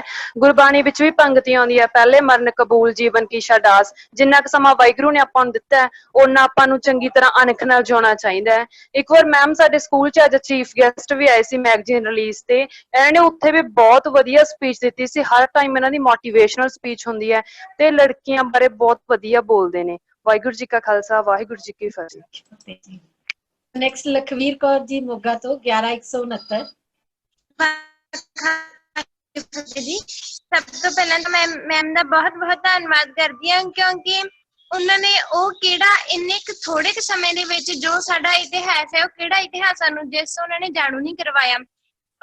ਉਹਨਾਂ ਨੇ ਇੱਕ ਥੋੜੇ ਜਿਹੇ ਸਮੇਂ ਦੇ ਵਿੱਚ ਹੀ ਸਾਨੂੰ ਬਹੁਤ ਜੋ ਇਤਿਹਾਸ ਦੇ ਬਾਰੇ ਨੌਲੇਜ ਦੇ ਦਿੱਤੀ ਹੈ। ਤੇ ਹੁਣ ਮੈਂ ਥੋੜਾ ਜਿਹਾ ਇਹ ਕਹਿਣਾ ਚਾਹੁੰਦੀ ਹਾਂ ਕਿ ਹੱਕ ਹਲਾਲ ਦੀ ਕਮਾਈ, ਜੋ ਮੈਮ ਨੇ ਥੋੜਾ ਜਿਹਾ ਉਸ ਦੇ ਬਾਰੇ ਵੀ ਬੋਲਿਆ ਸੀ ਕਿ ਸਾਨੂੰ ਹੱਕ ਹਲਾਲ ਦੀ ਕਮਾਈ ਕਰਨੀ ਚਾਹੀਦੀ ਹੈ। ਭਾਵ ਸਾਨੂੰ ਉਹ ਕਿਤੇ ਵੀ ਹੋਵੇ, ਜਿਵੇਂ ਹੁਣ ਸਾਨੂੰ ਸਕਾਲਰਸ਼ਿਪ ਮਿਲ ਰਹੀ ਹੈ ਸਾਡੀ ਪੜ੍ਹਾਈ ਦੇ ਲਈ, ਤੇ ਅਸੀਂ ਉਸ ਸਕਾਲਰਸ਼ਿਪ ਨੂੰ ਵੀ ਇੱਕ ਹੱਕ ਹਲਾਲ ਦੀ ਕਮਾਈ ਦੀ ਤਰ੍ਹਾਂ, ਭਾਵ ਕੀ ਹੈ ਅਸੀਂ ਜੋ ਸਾਡੀ ਸਕਾਲਰਸ਼ਿਪ ਸਾਨੂੰ ਪੜ੍ਹਾਈ ਦੇ ਲਈ ਮਿਲ ਰਹੀ ਹੈ ਉਸ ਨੂੰ ਕਿਤੇ ਹੋਰ ਨਾ ਐਵੇਂ ਗਵਾਈਏ। ਭਾਵ ਕਿਤੇ ਹੋਰ ਐਵੇਂ ਕਿ ਸਕਾਲਰਸ਼ਿਪ ਆਈ ਤਾਂ ਆਪਾਂ ਕਹਿੰਦੇ ਕਿ ਅਸੀਂ ਸੋਹਣੇ ਕੱਪੜੇ ਖਰੀਦ ਲਈਏ ਜਾਂ ਕੁਝ ਹੋਰ ਖਰੀਦ ਲਈਏ, ਪਰ ਇਹ ਗਲਤ ਹੈ ਕਿਉਂਕਿ ਸਾਨੂੰ ਇਹ ਪੜ੍ਹਾਈ ਦੇ ਲਈ ਸਕਾਲਰਸ਼ਿਪ ਮਿਲ ਰਹੀ ਹੈ ਤੇ ਅਸੀਂ ਇਸ ਨੂੰ ਪੜ੍ਹਾਈ ਦੇ ਲਈ ਹੀ ਯੂਜ਼ ਕਰੀਏ ਤੇ ਆਪਾਂ ਇੱਕ ਚੰਗੇ ਗੁਰਸਿੱਖ ਜੱਜ, ਗੁਰਸਿੱਖ ਇੰਜੀਨੀਅਰ ਬਣ ਕੇ ਦਿਖਾਈਏ ਜੀ। ਵਾਹਿਗੁਰੂ ਜੀ ਕਾ ਖਾਲਸਾ, ਵਾਹਿਗੁਰੂ ਜੀ ਕੀ ਫਤਿਹ ਜੀ। ਬਹੁਤ ਵਧੀਆ ਲੱਗਾ। ਨੈਕਸਟ 11892। ਹਾਂਜੀ, ਵਾਹਿਗੁਰੂ ਜੀ ਕਾ ਖਾਲਸਾ, ਵਾਹਿਗੁਰੂ ਜੀ ਕੀ ਫਤਿਹ ਜੀ। ਵਾਹਿਗੁਰੂ ਜੀ ਕਾ ਖਾਲਸਾ, ਵਾਹਿਗੁਰੂ ਜੀ ਕੀ ਫਤਿਹ ਜੀ। ਹਾਂਜੀ, ਮੇਰਾ ਨਾਮ ਦਲਜੋਤ ਸਿੰਘ ਹੈ, ਮੇਰਾ EPP ਨੰਬਰ 11892 ਤੇ ਮੇਰਾ ਜ਼ੋਨ ਲੁਧਿਆਣਾ ਹੈ। ਅੱਜ ਮੈਂ ਤੁਹਾਨੂੰ ਇੱਕ ਗੱਲ ਦੱਸਣ ਜਾ ਰਿਹਾ ਹਾਂ ਜੋ ਕਿ ਅਸੀਂ ਬਾਬਾ ਸੰਤ ਸਿੰਘ ਮਸਕੀਨ ਜੀ ਹੋਰਾਂ ਦਾ ਸੁਣੀ ਸੀ। ਉਹਨਾਂ ਨੇ ਦੱਸਿਆ ਕਿ ਇੱਕ ਵਾਰੀ ਇੱਕ ਮਹਾਤਮਾ ਕੋਲ ਇੱਕ ਆਦਮੀ ਜਾਂਦਾ ਹੈ ਤੇ ਉਹ ਉਹਨਾਂ ਮਹਾਤਮਾ ਕੋਲ ਜਾ ਕੇ ਰੋਣ ਲੱਗ ਪੈਂਦਾ ਹੈ ਤੇ ਉਹ ਕਹਿੰਦਾ ਹੈ ਕਿ ਮੈਂ ਆਪਣਾ ਜਿਹੜਾ ਗੁਜ਼ਾਰਾ ਹੈਗਾ ਬਹੁਤ ਹੀ ਔਖਾ ਹੋ ਰਿਹਾ ਹਾਂ ਤੇ ਮੇਰੇ ਕੋਲ ਕੁਝ ਵੀ ਨਹੀਂ ਹੈ, ਪਰਮਾਤਮਾ ਨੇ ਮੈਨੂੰ ਕੁਝ ਨਹੀਂ ਦਿੱਤਾ। ਤਾਂ ਮਹਾਤਮਾ ਜੀ ਉਹਨੂੰ ਕਹਿੰਦੇ ਨੇ ਕਿ ਚੱਲ ਤੂੰ ਇਹ ਕੰਮ ਕਰ, ਤੂੰ ਮੈਨੂੰ ਆਪਣਾ ਹੱਥ ਦੇ ਦੇ, ਇਹਦੇ ਬਦਲੇ ਮੈਂ ਤੈਨੂੰ 10 ਲੱਖ ਰੁਪਏ ਦੇਵਾਂਗਾ। ਤਾਂ ਉਹ ਨਹੀਂ ਮੰਨਿਆ। ਚੱਲ ਮਹਾਤਮਾ ਕਹਿੰਦੇ ਚੱਲ ਮੈਂ ਤੈਨੂੰ 10 ਲੱਖ ਤੈਨੂੰ 20 ਲੱਖ ਦੇਵਾਂਗਾ, ਉਹ ਫੇਰ ਵੀ ਨਹੀਂ ਮੰਨਿਆ। ਫਿਰ ਮਹਾਤਮਾ ਜੀ ਕਹਿੰਦੇ ਚੱਲ ਤੂੰ ਮੈਨੂੰ ਆਪਣੀ ਇੱਕ ਅੱਖ ਦੇ ਦੇ, ਇਹਦੇ ਬਦਲੇ ਮੈਂ ਤੈਨੂੰ 30 ਲੱਖ ਰੁਪਇਆ ਦੇਵਾਂਗਾ, ਉਹ ਫੇਰ ਵੀ ਨਹੀਂ ਮੰਨਿਆ। ਫਿਰ ਮਹਾਤਮਾ ਜੀ ਕਹਿੰਦੇ ਤੂੰ ਮੈਨੂੰ ਆਪਣਾ ਇੱਕ ਕੰਨ ਦੇ ਦੇ, ਇਹਦੇ ਬਦਲੇ ਮੈਂ ਤੈਨੂੰ 50 ਲੱਖ ਰੁਪਇਆ ਦੇ ਦੇਵਾਂਗਾ, ਉਹ ਫੇਰ ਵੀ ਨਹੀਂ ਮੰਨਿਆ। ਫਿਰ ਮਹਾਤਮਾ ਕਹਿੰਦੇ ਤੂੰ ਇੱਕ ਕਿਡਨੀ ਦੇ ਦੇ, ਮੈਂ ਤੈਨੂੰ ਇਹਦੇ ਬਦਲੇ ਕਰੋੜ ਰੁਪਇਆ ਦਊਂ, ਫੇਰ ਵੀ ਨਹੀਂ ਮੰਨਿਆ। ਤਾਂ ਮਹਾਤਮਾ ਜੀ ਨੇ ਕਿਹਾ ਕਿ ਤੂੰ ਤਾਂ ਕਹਿੰਦਾ ਮੇਰੇ ਕੋਲ ਕੁਝ ਵੀ ਨਹੀਂ ਹੈ, ਤੂੰ ਇਹ ਨਹੀਂ ਸੋਚਦਾ ਕਿ ਪ੍ਰਮਾਤਮਾ ਨੇ ਤੈਨੂੰ ਕਿੰਨੇ ਕਰੋੜ ਦਾ ਤੈਨੂੰ ਸਰੀਰ ਦਿੱਤਾ ਹੈ, ਤੂੰ ਇਸ ਦਾ ਪ੍ਰਮਾਤਮਾ ਦਾ ਧੰਨਵਾਦ ਨਹੀਂ ਕਰਦਾ। ਪ੍ਰਮਾਤਮਾ ਤੂੰ ਮੇਰੇ ਸਾਰੇ ਅੰਗ ਪੈਰ ਸਹੀ ਦਿੱਤੇ ਨੇ, ਮੇਰਾ ਕੋਈ ਵੀ ਅੰਗ ਪੈਰ ਟੁੱਟਿਆ ਹੋਇਆ ਨਹੀਂ ਹੈ। ਤੂੰ ਅਤੇ ਪ੍ਰਮਾਤਮਾ ਨੂੰ ਉਲਟ ਬੋਲਦਾ ਹੈ ਕਿ ਤੂੰ ਮੈਨੂੰ ਇਹ ਨਹੀਂ ਦਿੱਤਾ, ਇਹ ਨਹੀਂ ਦਿੱਤਾ। ਇਸ ਲਈ ਸਾਨੂੰ ਜੋ ਕੁਝ ਹੈ ਉਸਦਾ ਪ੍ਰਮਾਤਮਾ ਦਾ ਸ਼ੁਕਰਾਨਾ ਕਰਨਾ ਚਾਹੀਦਾ ਹੈ, ਕਿ ਨਾ ਕਿ ਪ੍ਰਮਾਤਮਾ ਨੂੰ ਕਹਿਣਾ ਚਾਹੀਦਾ ਹੈ ਕਿ ਪ੍ਰਮਾਤਮਾ ਤੁਸੀਂ ਸਾਨੂੰ ਇਹ ਨਹੀਂ ਦਿੱਤਾ, ਇਹ ਨਹੀਂ ਦਿੱਤਾ। 10 ਵਾਸਤੂ ਲਈ ਪਾਛੈ ਪਾਵੈ, ਇੱਕ ਵਾਸਤੂ ਕਾਰਨ ਵਿਖੋਟ ਗਵਾਵੈ। ਵਾਹਿਗੁਰੂ ਜੀ ਕਾ ਖਾਲਸਾ, ਵਾਹਿਗੁਰੂ ਜੀ ਕੀ ਫਤਿਹ ਜੀ। ਧੰਨਵਾਦ ਜੀ ਸਾਰਿਆਂ ਜਿਨ੍ਹਾਂ ਨੇ ਆਪਣੇ ਵਿਚਾਰ ਸਾਡੇ ਨਾਲ ਸਾਂਝੇ ਕੀਤੇ ਨੇ। ਸੋ ਸਮਾਂ ਫੋਨ ਕਰਕੇ ਅਸੀਂ ਹੋਰ ਵਿਦਿਆਰਥੀ ਨਹੀਂ ਲੈ ਸਕਾਂਗੇ, ਬਹੁਤ ਸਾਰੇ ਵਿਦਿਆਰਥੀਆਂ ਦੇ ਹਜੇ ਵੀ ਹੈਂਡ ਰੇਜ਼ ਨੇ। ਸੋ ਮੈਂ ਐਂਡ ਤੇ ਫਿਰ ਦੁਬਾਰਾ ਤੋਂ ਡਾਕਟਰ ਹਰਸ਼ਿੰਦਰ ਕੌਰ ਜੀ ਦਾ ਬਹੁਤ ਬਹੁਤ ਧੰਨਵਾਦ ਕਰਦੀ ਹਾਂ, ਤੇ ਨਾਲ ਹੀ ਧੰਨਵਾਦ ਹੈ ਵਾਈਸੀ ਜਸਵੀਰ ਸਿੰਘ ਜੀ ਦਾ ਜਿਨ੍ਹਾਂ ਨੇ ਉਹਨਾਂ ਨੂੰ ਸੱਦਾ ਦਿੱਤਾ। ਸੋ ਅਸੀਂ ਬਹੁਤ ਧੰਨਵਾਦ ਕਰਦੇ ਹਾਂ ਜੀ। ਦੁਬਾਰਾ ਤੋਂ ਆਸ ਕਰਦੇ ਹਾਂ ਅੱਗੋਂ ਤੋਂ ਵੀ ਆਪ ਜੀ ਜ਼ਰੂਰ ਬੱਚਿਆਂ ਨੂੰ ਅਸੀਸਾਂ ਦਿੰਦੇ ਰਹੋਗੇ, ਔਰ ਆਪ ਜੀ ਬੱਚਿਆਂ ਨੂੰ ਜ਼ਰੂਰ ਮੋਟੀਵੇਟ ਕਰਦੇ ਰਹੋਗੇ ਜੀ। ਸੋ ਅੱਜ ਦੇ ਕੈਂਪ ਦੀ ਇੱਥੇ ਸਮਾਪਤੀ ਹੈ। ਸਾਰਿਆਂ ਦਾ ਬਹੁਤ ਬਹੁਤ ਧੰਨਵਾਦ, ਔਰ ਸਾਰਿਆਂ ਨੂੰ ਬੇਨਤੀ ਜੀ ਇਹ ਵਾਲਾ ਜਿਹੜਾ ਅੱਜ ਦਾ ਸੈਸ਼ਨ ਹੈ YouTube ਤੇ ਕੱਲ ਪੈ ਜਾਏਗਾ, ਜ਼ਰੂਰ ਸਾਰਿਆਂ ਨੇ ਇਹਨੂੰ ਸ਼ੇਅਰ ਕਰਨਾ ਤੇ ਆਪਣੇ ਪੇਰੈਂਟਸ ਨੂੰ ਵੀ ਨਾਲ ਜ਼ਰੂਰ ਦਿਖਾਣਾ ਜੀ। ਸੋ ਬਹੁਤ ਬਹੁਤ ਧੰਨਵਾਦ ਜੀ। ਵਾਹਿਗੁਰੂ ਜੀ ਕਾ ਖਾਲਸਾ, ਵਾਹਿਗੁਰੂ ਜੀ ਕੀ ਫਤਿਹ।